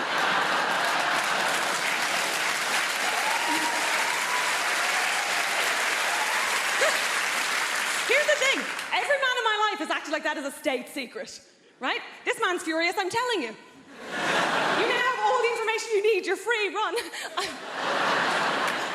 My dad bleeds a radiator in such a way that I thought he used his own dick. I thought there was actual blood involved.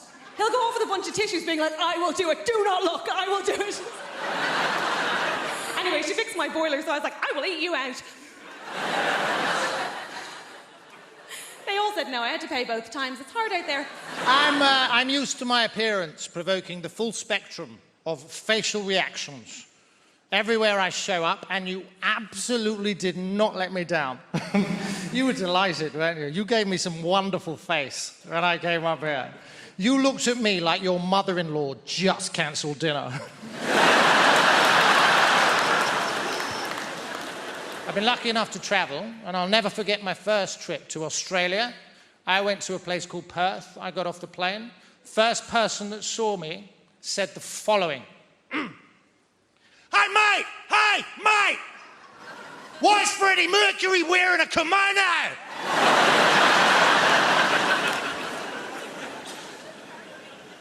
Huh. Hey, mate, why is Freddie Mercury wearing a kimono? Now, this man opened the interaction with the words, hey, mate. Our eyes met, right? I was the mate. Case closed. Then he said, why is Freddie Mercury wearing a kimono? I looked around, there was nobody else there. I was persons 1 and 2 in the rhetorical question. I've never met this man, and already, grammatically, I'm on the back foot. I wasn't going to put up with that. You would have been proud of me. You can't show any weakness. I summoned up every ounce of testosterone in my body, and I fired it ocularly at this chap. And I said, I think you'll find that this is a smoking jacket. Yeah, I showed the bugger. There's a lot that's not made sense, though, and one of the things that I still struggle with to this day is how uptight us Brits are. I didn't realise in the UK, how are you is a rhetorical question. How are you is a rhetorical question. If somebody from the UK asks you how you are and you tell them, they would be mortified. Now, there are geographical anomalies, I'm delighted to say. If you ask somebody from Liverpool how they are, they will tell you. 10 times out of 10, and I love them for that. Now, from personal experience, they oscillate wildly between 2 very distinctively different states. The first one is thus. How am I? I'm sound, mate. I'm buzzing. I'm having a belter. Do you know what? Work's sound. Aaron Dawes is sound. Even our Anthony's being sound. Look at the weather, lad. Cracking the flags. I love you, kid.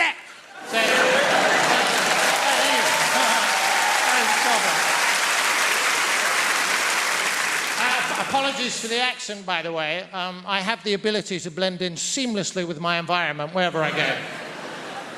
I feel an energy, I match it, we become almost indistinguishable. Silly. Now, that's the first state. Now, the second state of Scouse being is rather different, and it is as follows. I'm fuming, lad. Oh, don't you start, lad. I am fuming here, mate. I'm fuming. I am fuming. I'm up the wall with work. I've seen me arse with my dad. Everton to being shite again. You're doing my fucking head in. I am fumigating naked.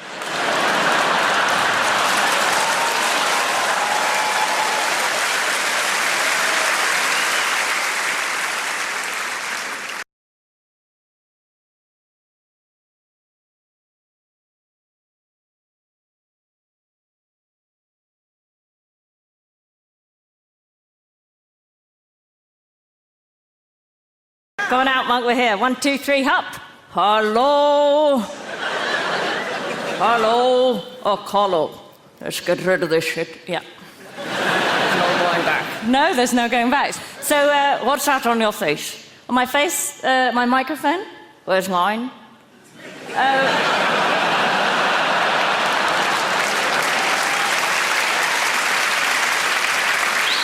You haven't got one, monkey. Well, that screws up the illusion. So, what are you going to do? I don't know, do you want to tell some jokes? Why did the monkey cross the road? Because he saw you standing behind him, rolling up your sleeve. That's horrible. I'm sorry about that. I want freedom from you. Really? Yeah, I hate this vicarious life. I don't even have my own problems, I have yours. I can't sleep at night, I'm so worried about your mortgage. I'm sorry, I want freedom. I have of late, but therefore I know not, lost all my mirth. Forgone all custom of exercise. Indeed, it goes so heavily with my disposition. What's this? Oh, I don't know, just some shit I wrote when I was locked in a room with a typewriter.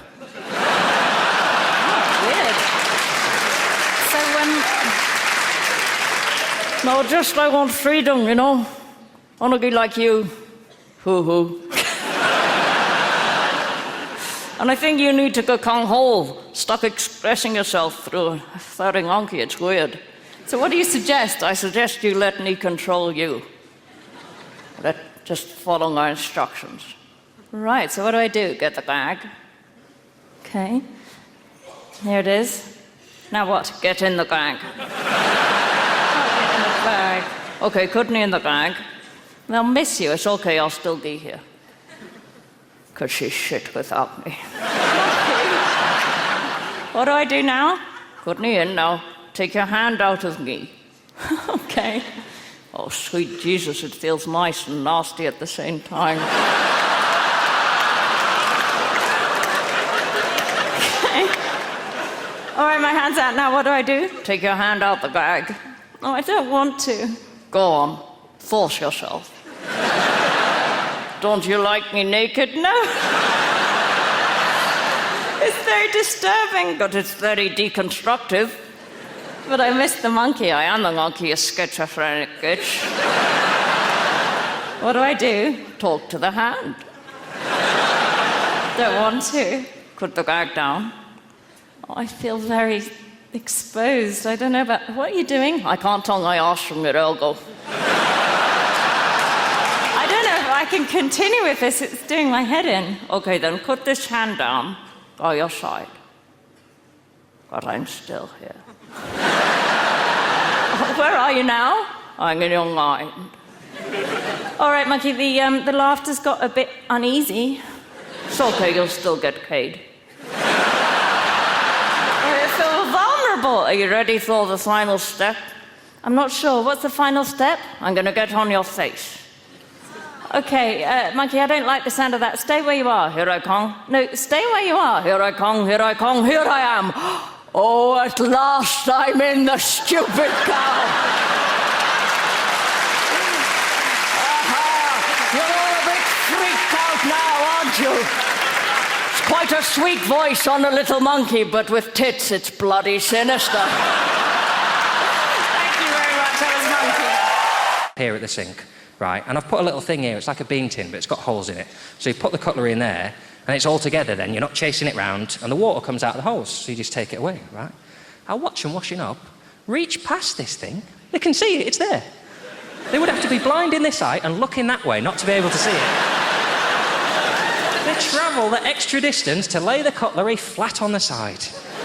And I mean all the cutlery, including teaspoons. And not that way round.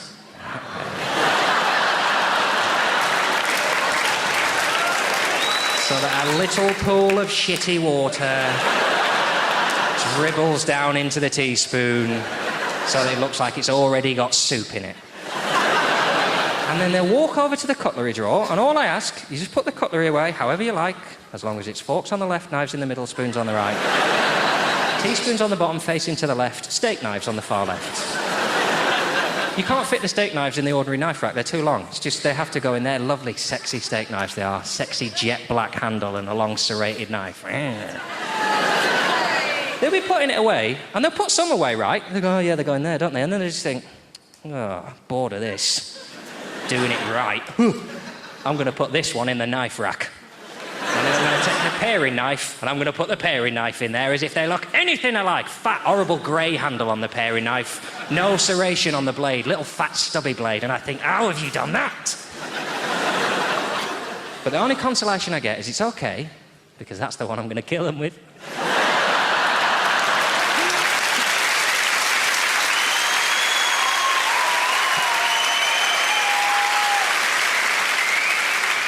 I'm going to grab that knife and I'm going to sneak up to their room in the middle of the night. I'm going to go, hello, it's the fairy, and he's tooled up.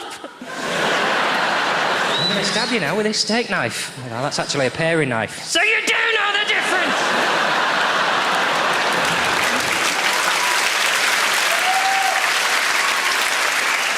The reason that I need to be a better person is because I finally decided I think I want to have kids, right? It's taken me a long time. And what turned me was a really tiny thing. I watched a woman near where I live pushing a pram with two sort of toddler-age children in. And all I heard her say as she walked past, she went, well, cars aren't allowed to turn right all the time. Sometimes they have to go straight on. That was it. And I thought, my God, I want kids. Imagine being in the company of people to whom you could say a sentence that tedious, and their response will be, you blow my mind. So there's a road, but they're not allowed to turn into it. That is... So what, do they just move house to the end of the road then, do they? Well, if you turn right twice, you'll end up back on that road. And why aren't you Prime Minister? I don't... You know everything. You're an incredible person. So I really want kids, but I can't have kids because I can't inflict myself on a child. Because I don't know what the line is between telling a child when it's doing something wrong so that it learns to do better and accepting that children can't do everything properly. I don't think I would draw that distinction. I think I would just always tell them that they were doing something wrong to the point of breaking their souls immediately. Oh, you're doing some colouring in, are you? Ah. I just wonder why you're carrying on with that, because you've got out of lines, haven't you? It's ruined. It's never going to be perfect now, is it? You might as well start again. Because it's not going on the fridge like that.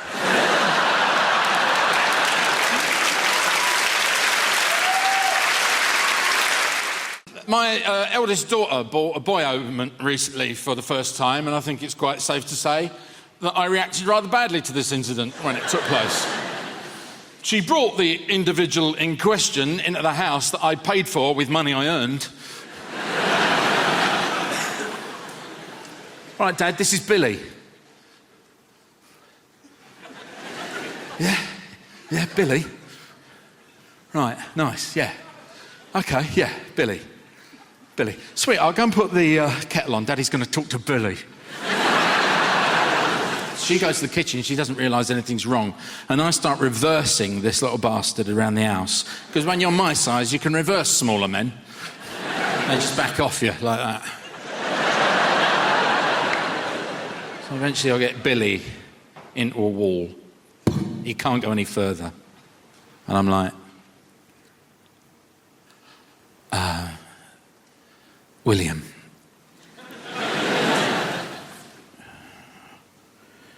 If you, as much as touch her, I will cut you. At which point, young Billy started crying. But that is 6-year-olds for you, because they can't. Really, you know?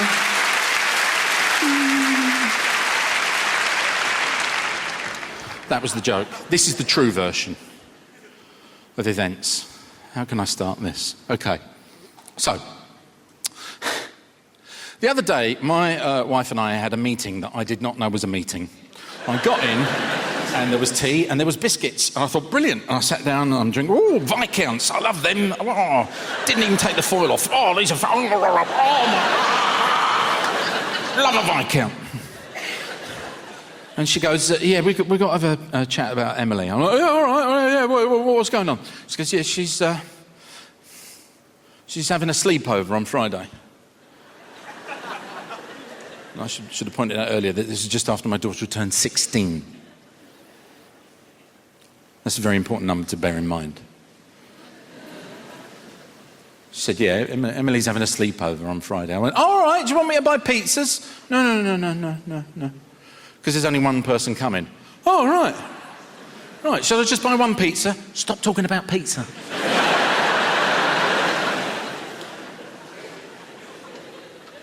She's having a sleepover and it's Stephen.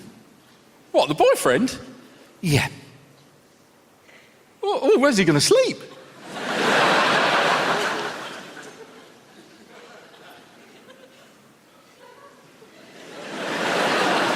In Emily's room. Where's she going to sleep? I don't know how you guys got here tonight. I squatted down, put my head between my knees, and fell forward. That's how I roll.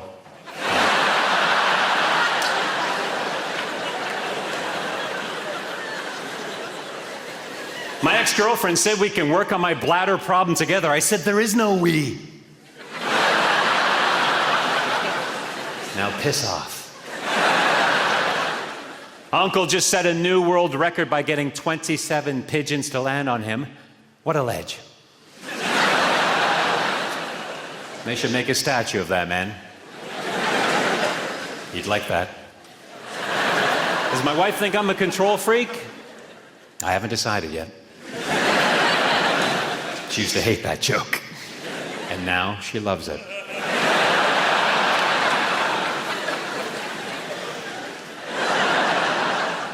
The other night at a party, my wife got drunk and told everyone she invented the echo. I said, listen to yourself. Self.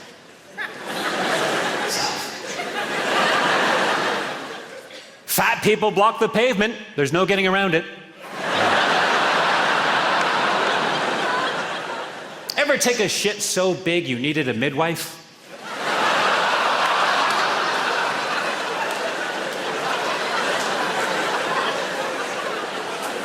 Me too.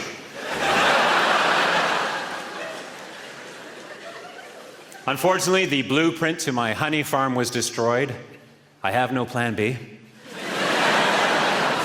In some circles, I'm considered the inventor of the hula hoop. People who reinforce their own country's negative stereotypes. What's that all about? Hey? Gets me so angry I want to just throw down my jar of maple syrup and crawl out of my igloo, pick up my ice hockey stick and club a seal. Or a moose. Or Justin Bieber.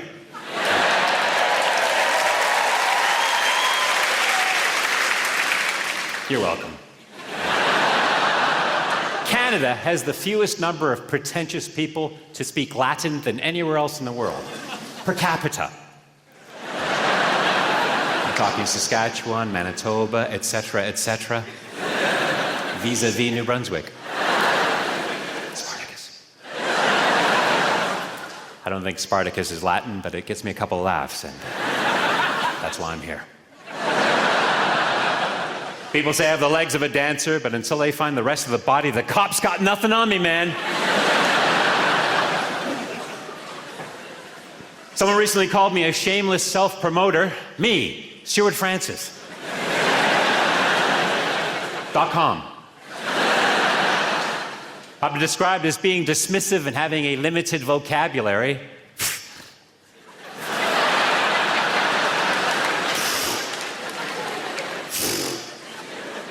Women. People say I'm a plagiarist. Their word, not mine. I've been called irritating, not once, not twice, not 3 times, not 4 times, not 5 times, not 6 times, not 7 times, not 8 times, not 9 times, not even 10 times, not 11 times, 12 times, not 13 times, and finally, not 14 times, not 15 times, not 16 times, but a grand total of 17 times, not 18 times. Sometimes you've got to knock a routine on the head because it's been won. Some audience member has just nailed it and nothing will ever be as perfect as I was in Killarney, right? And I had a routine about stupid things you do on your holidays, right? Where I would generally ask the audience, hey, what's the stupidest thing you've ever done on your holiday, right? This guy gave an answer that I frankly, I should have given him a diploma at the end of it, because it was such a sweet, beautiful, perfect, it was lovely as a short thing. And comedians love brevity, by the way. We love that, just beautiful. They love it. It's like Twitter. I love Twitter, mainly because it's allowed up to 40,000 people to contact me directly and tell me I look like Gru from Despicable Me. And that has been amazing for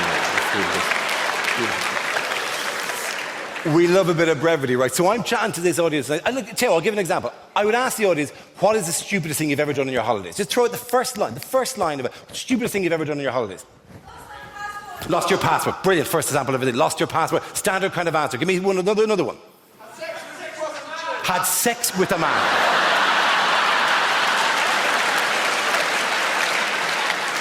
A surprisingly common response. And if you're gay, actually not that weird at all. So lost the passport, has sex with a man. Give me one more for the hell of it. Bit by a donkey. That's very much the stupidest thing that donkey did, rather than you, if the truth be told, right? So lost a passport, has sex by a man, bitten by a donkey. It's a hell of a night out, right? It's a fantastic single evening. If you could roll that into one story, you were in the game here, right? That is fantastic. They're all good answers, right? But they could have happened anywhere, right? With respect, you could have lost your passport at home, you could have a sex with a man anywhere you want. It's on your phone, Grindr, check it out, right? You could go to Blackpool and have sex with a donkey, or be bitten, not have sex with a donkey.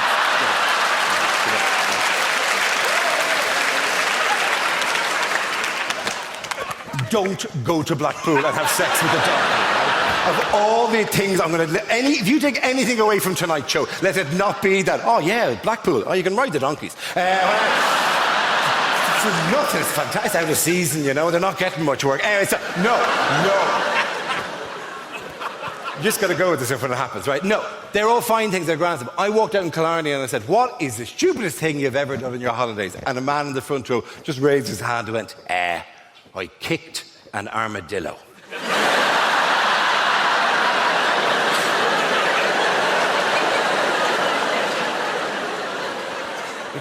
Why did you kick an armadillo? And I goes, I don't know. He just walked out in front of me. I don't know. He was on a nature trek with a local guide sympathetically showing him the wildlife. Literally, there's a man at the front with a tree going, if you look up there, you can see that's the nest of the... And let's just pull back the bush. And now, can you see the tracks of the... as it walks through the... And he's at the back, just minding his own business. And an armadillo walked out in front of him. And he just panicked and went, Jesus! And boom, hoofed it. Properly caught it with the instep. Fum, fam, right? Lifted it over a tree. Converted the armadillo, right? Now, I have no idea what I find more delicious about the story, right? The face of the tour guide going, don't kick the wildlife. Was that not obvious in the general tone of what we're doing here today?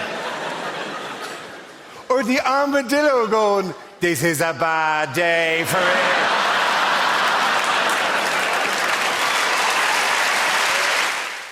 it. Tommy, you could tell me, did I get unlucky? What would be, I know you're a builder, not an electrician, but you can still answer this question. What would be your absolute record in a row for not turning up when you promised you would? 4. 4. God bless your honesty.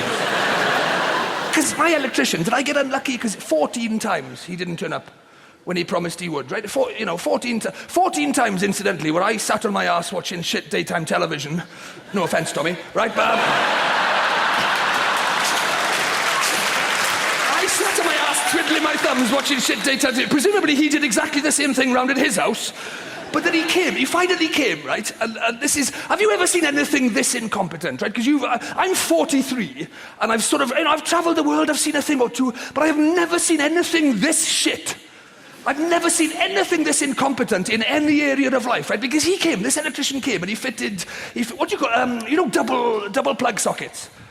He fitted 15 of those, right? 15 of them, all around the lounge in the dining room. 13 of them, Tommy, are awesome. Awesome, some of the finest plug sockets you'll ever see in your life. Beautiful pieces of work. 2 of them, however, are upside pissing down, right? How is that even possible?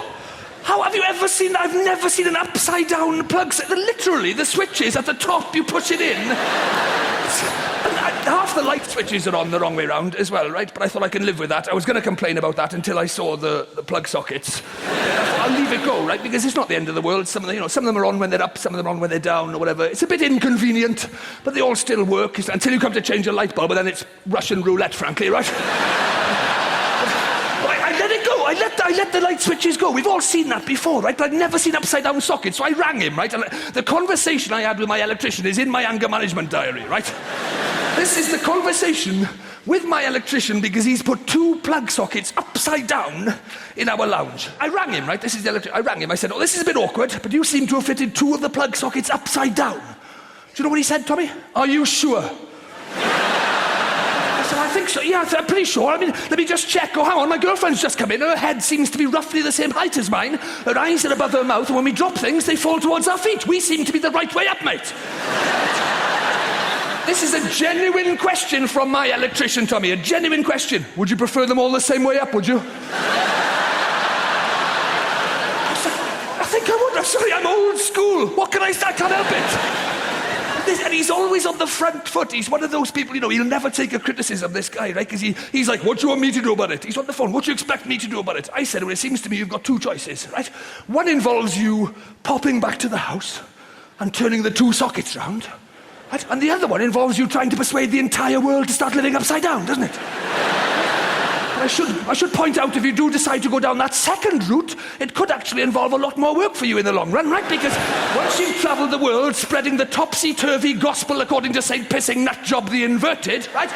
You'll have to bounce back here on your head and redo the 13 sockets you put on the right way down in the first place.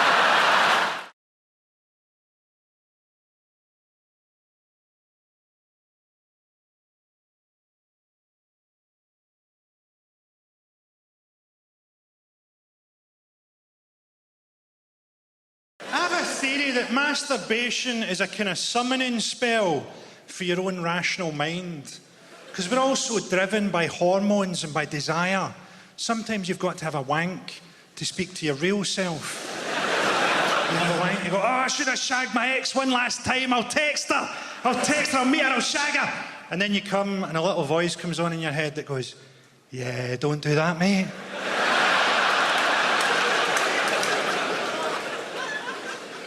You've got to be careful with jokes, haven't you? Because not everybody's got a sense of humour. I can remember when I first realised not everybody's got a sense of humour. I was 13, I was at school and we were doing a class on stereotypes. The teacher was a really good guy. He's just talking about how stupid stereotypes are. And he was talking about a stereotype that day that's so old-fashioned and so Scottish that you definitely won't have heard it. Have you ever heard the stereotype that deaf people are really strong?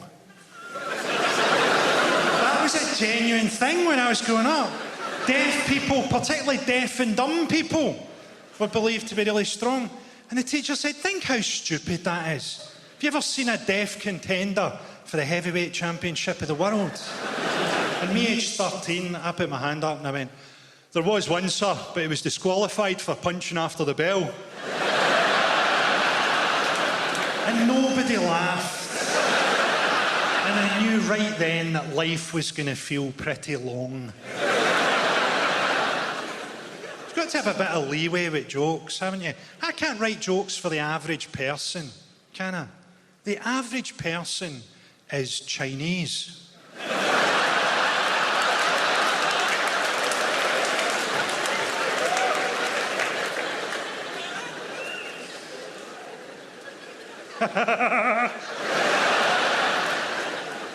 So I'm from Glasgow, a city where people think that hepatitis B is a fucking vitamin. To explain Glasgow's attitude to you, this happened to me recently. I was having a wee snooze in a park, because my career's been going really well lately. I was having a wee doze under a tree, and a guy came up to me and he went, do you know your problem? You're fucking unapproachable.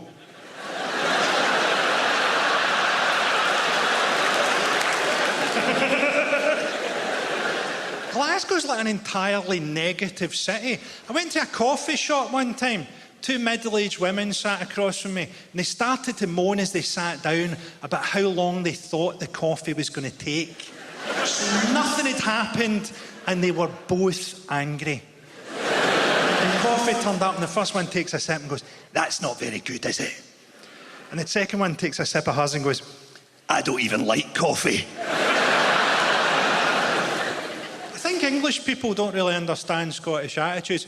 You think that we all just want to see the English football team get beaten.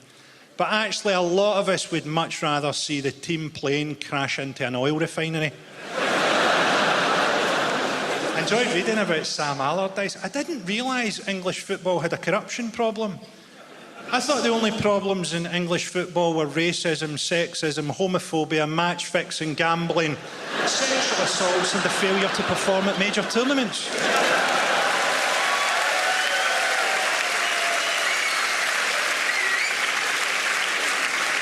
I was in America. I done a gig in America, in New York, and after the gig, a guy said to me, hey, buddy, are you actually Scottish? And I said, yes. And he said, man, your English is really good.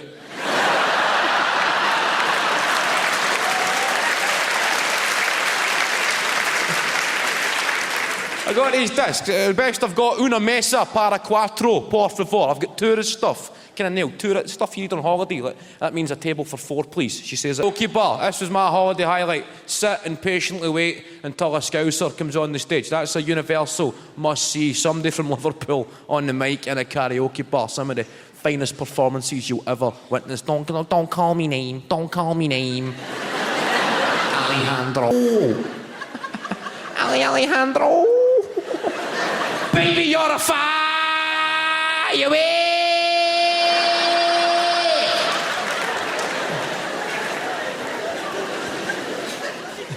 The whole pub's heading for the car park, thinking the fire alarm's going off. What's your name? Guy in the green t-shirt. Scott. Scott. What kind of music do you like, Scott? Top 40. Top 40, like chart music. Modern music just sounds the same to me. Makes me feel thick. No modern chart music. In the club, in the club, in the club. That's the way every song sounds to me these days. Everybody gonna shuffle on down tonight. We're in the club. In the club. In the club. In the club. In the club. Get freaky. You feel it deleting cookies in your brain, the song. Just in the club. In the club. In the club. Everybody in the club. We ain't gonna stop until it's time to start again. In the club. In the club, in the club. And the song finishes and you think, wow, I now know less stuff. I was on holiday recently. I was on an all-inclusive. We all love an all-inclusive holiday, don't we? Oh, aye. Chips and gateau for breakfast. Yes. I always think it's amazing. I can always identify where people are from on an all-inclusive holiday. It's fascinating for me. Like, the Italians, you can always tell the Italians because they could put on a bag of rags and look amazing. Then you can see the Germans, and they're quiet, and they're reserved. And then there's us, the British. That's interesting, isn't it? Because we all want to become pals with each other. I've had a pen pal in Woking for 25 years that I met in Lanzarote. But it was a really, really interesting for me because there's a way I can always tell if someone is from the south of England on holiday. And it's I don't need to hear your accent, nothing. The way, number one, I will tell if you are from the south of England is it will be 9 o'clock at night. It's 28 degrees. The moon and the stars are out. And you come out wearing a wee jumper. Because it gets a bit chilly. It's 28 degrees. The moon's out. I'm Scottish. I'm like past the factor 50 hen. I do not trust the moon burn. Get me the factor 50. Then there's another way I can always tell someone is from the south of England. You and I are on an all-inclusive holiday. We can eat as much as we want. And they will go to the bar and they will order a half pint. No. You can't order a half pint in Scotland. Next time you visit Scotland, try and order a half pint. That is one of the most tense conversations you will ever have. About 3 months ago, I went to a bar in my home city of Glasgow, and I says to the barman, can I have 2 pints of lager and a half pint of lager? And he looked at me, and he went, what was that? I said, it's 2 pints. He went, no, just the last one. I went, it's just a half pint of lager, mate. Hold on. Come here. Tell him. Just the last one. I mean, it's just a half pint of lager. Is that for you? It's for my pal. Ah? Are they on antibiotics?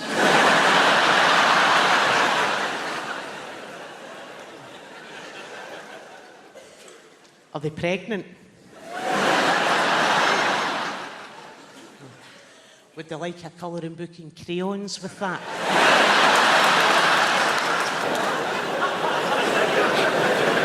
I'm from Glasgow. If I had to explain Glasgow to you, the desert, more ginger people. That's why they couldn't send Prince Harry. They couldn't afford the resources required to start developing factor 60,000 sunblock. It's not always the friendliest place in the world, Scotland. I once saw an English guy in Glasgow trying to order a pint of lager and lime, and the barman went, we don't do cocktails. We can't just be dour, negative bastards up there. John Logie Baird invented the TV, and when people came up to congratulate him, he went, aye, but there's fuck all on.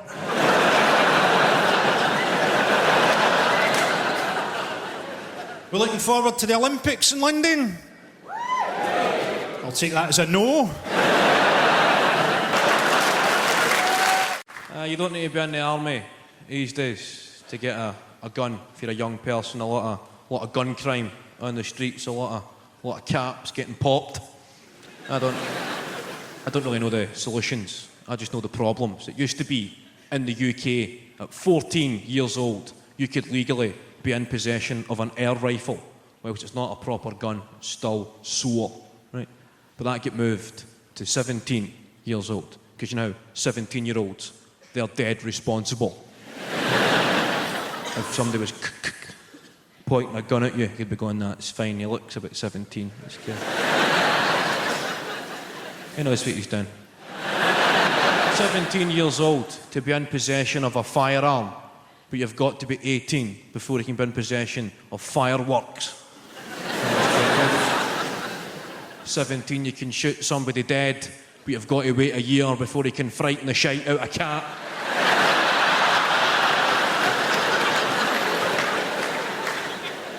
But drugs, I get offered drugs quite a lot in this game. You get offered the usual suspects like ecstasy, speed, and a drug called horse tranquilizer.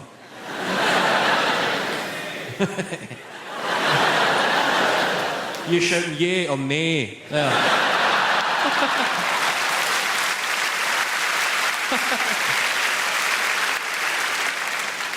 I can understand people who don't know anything about drugs. Maybe trying ecstasy because it sounds quite good. Well, the connotations of the name, ecstasy. You think of states of euphoria and happiness. And then speed is pretty self-explanatory. Then horse tranquilizer. That hardly sounds the most sociable of evenings.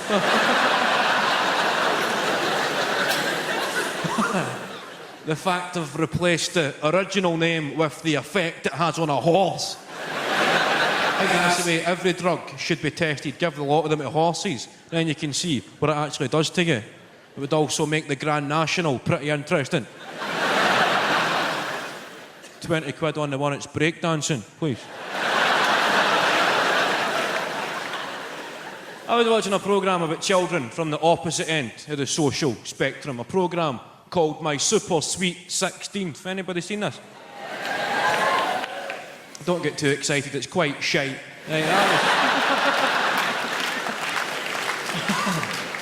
I was watching it about 2 o'clock in the morning when the TV's quite shite. Anybody watch late night telly?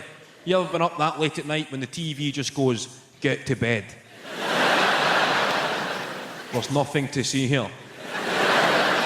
Unless you're a deaf baseball fan with a gambling problem. Beat it.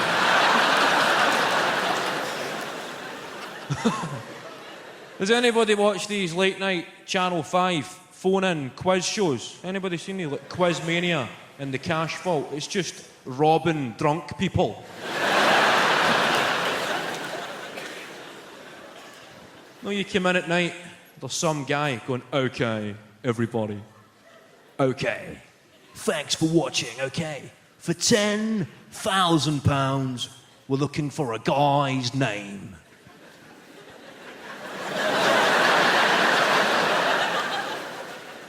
You come home steaming. I know a guy's name.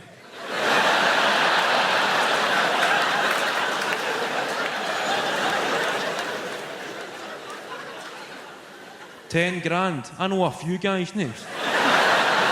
I think often a lot of people don't realise there's an actual person behind somebody's disability. And I experienced this, right, firsthand when I got lost in a park in Glasgow. I came off the path. I was in the bushes. Like, looking like a proper creepy weirdo. And I heard this guy aggressively running over at me, shouting, "Oi, you!" And I turned to face him. And he stopped dead in his tracks, went, "Oh, sorry, pal. Didn't see the stick. Thought you were a pest." You do know that's a pig, guy.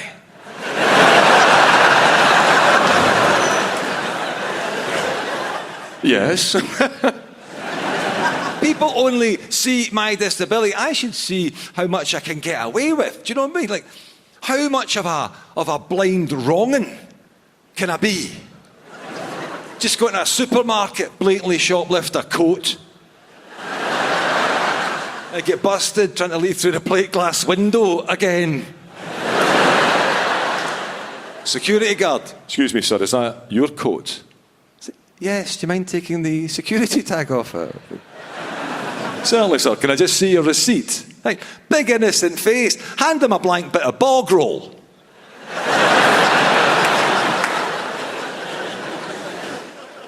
I bet he's not got the heart to say anything apart from, "Right, that's fine, have a nice day." But I still maintain, no, it is an excellent time to be disabled. In fact, now, in some areas, too good. To the point, I'd like to finish this evening by asking you lovely people of the Apollo a favour. Could you please stop modifying sport so I can take part? It's now getting harder and harder to moan about being excluded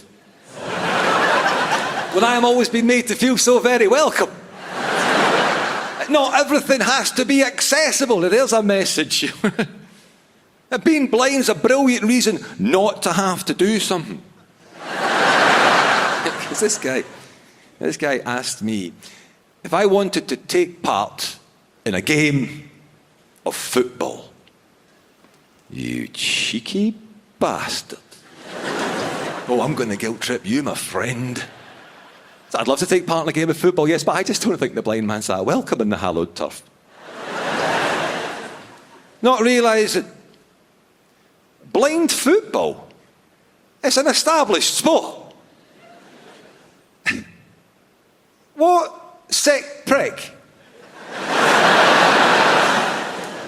came up with that? 22 blind lads running like fuck at each other. They're trying to kick a ball with a bell in it. Guys, that's not accessible. That's a blood sport. And who goes to see it?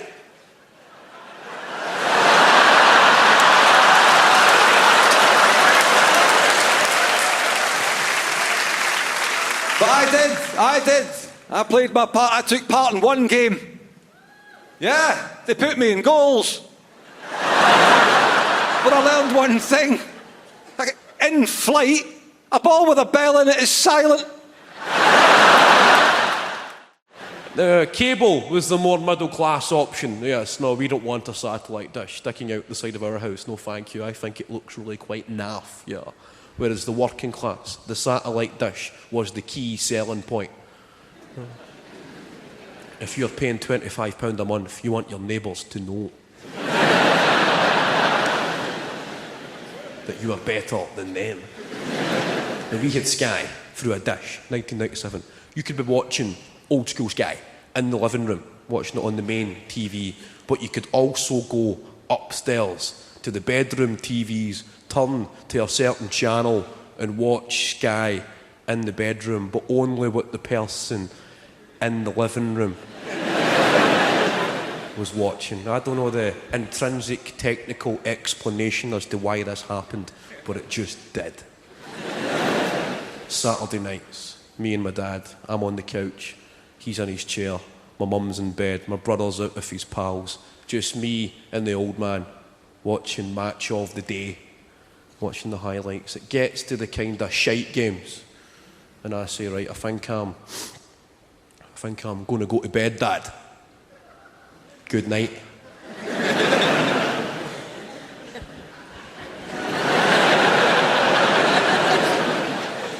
And he would continue the charade, and he'd say, "Are you off to bed, son?"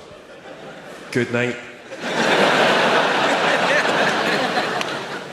And there was that mutual father and son, we both know what the plan is here.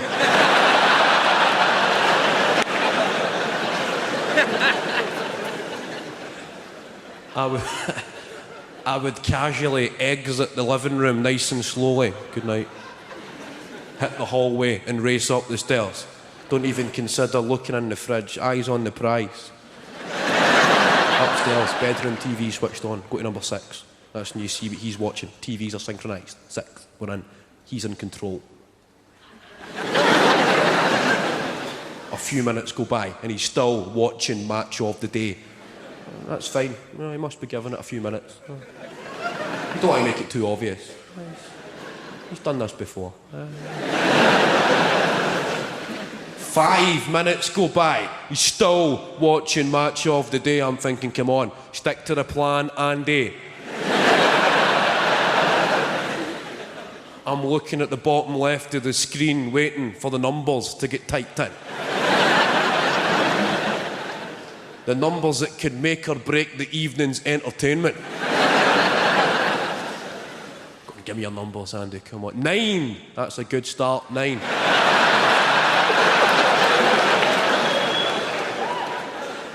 Could not have hoped for a better start than a 9 there. 0, 5, the 10-minute free view.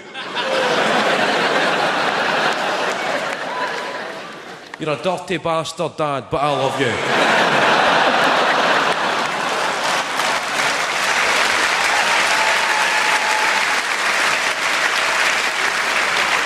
So, we've got some celebrities in, as always. Live at the Apollo, who have we got? We've got the EastEnders cast. How are we doing, EastEnders? They're sitting right at the back.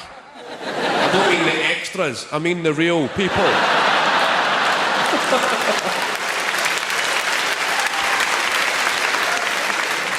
We're trying to ever get Phil Mitchell. No, where is he? He's up at King's Cross, dressed up as a ladyboy, trying to raise enough money to buy a pot noodle, isn't he?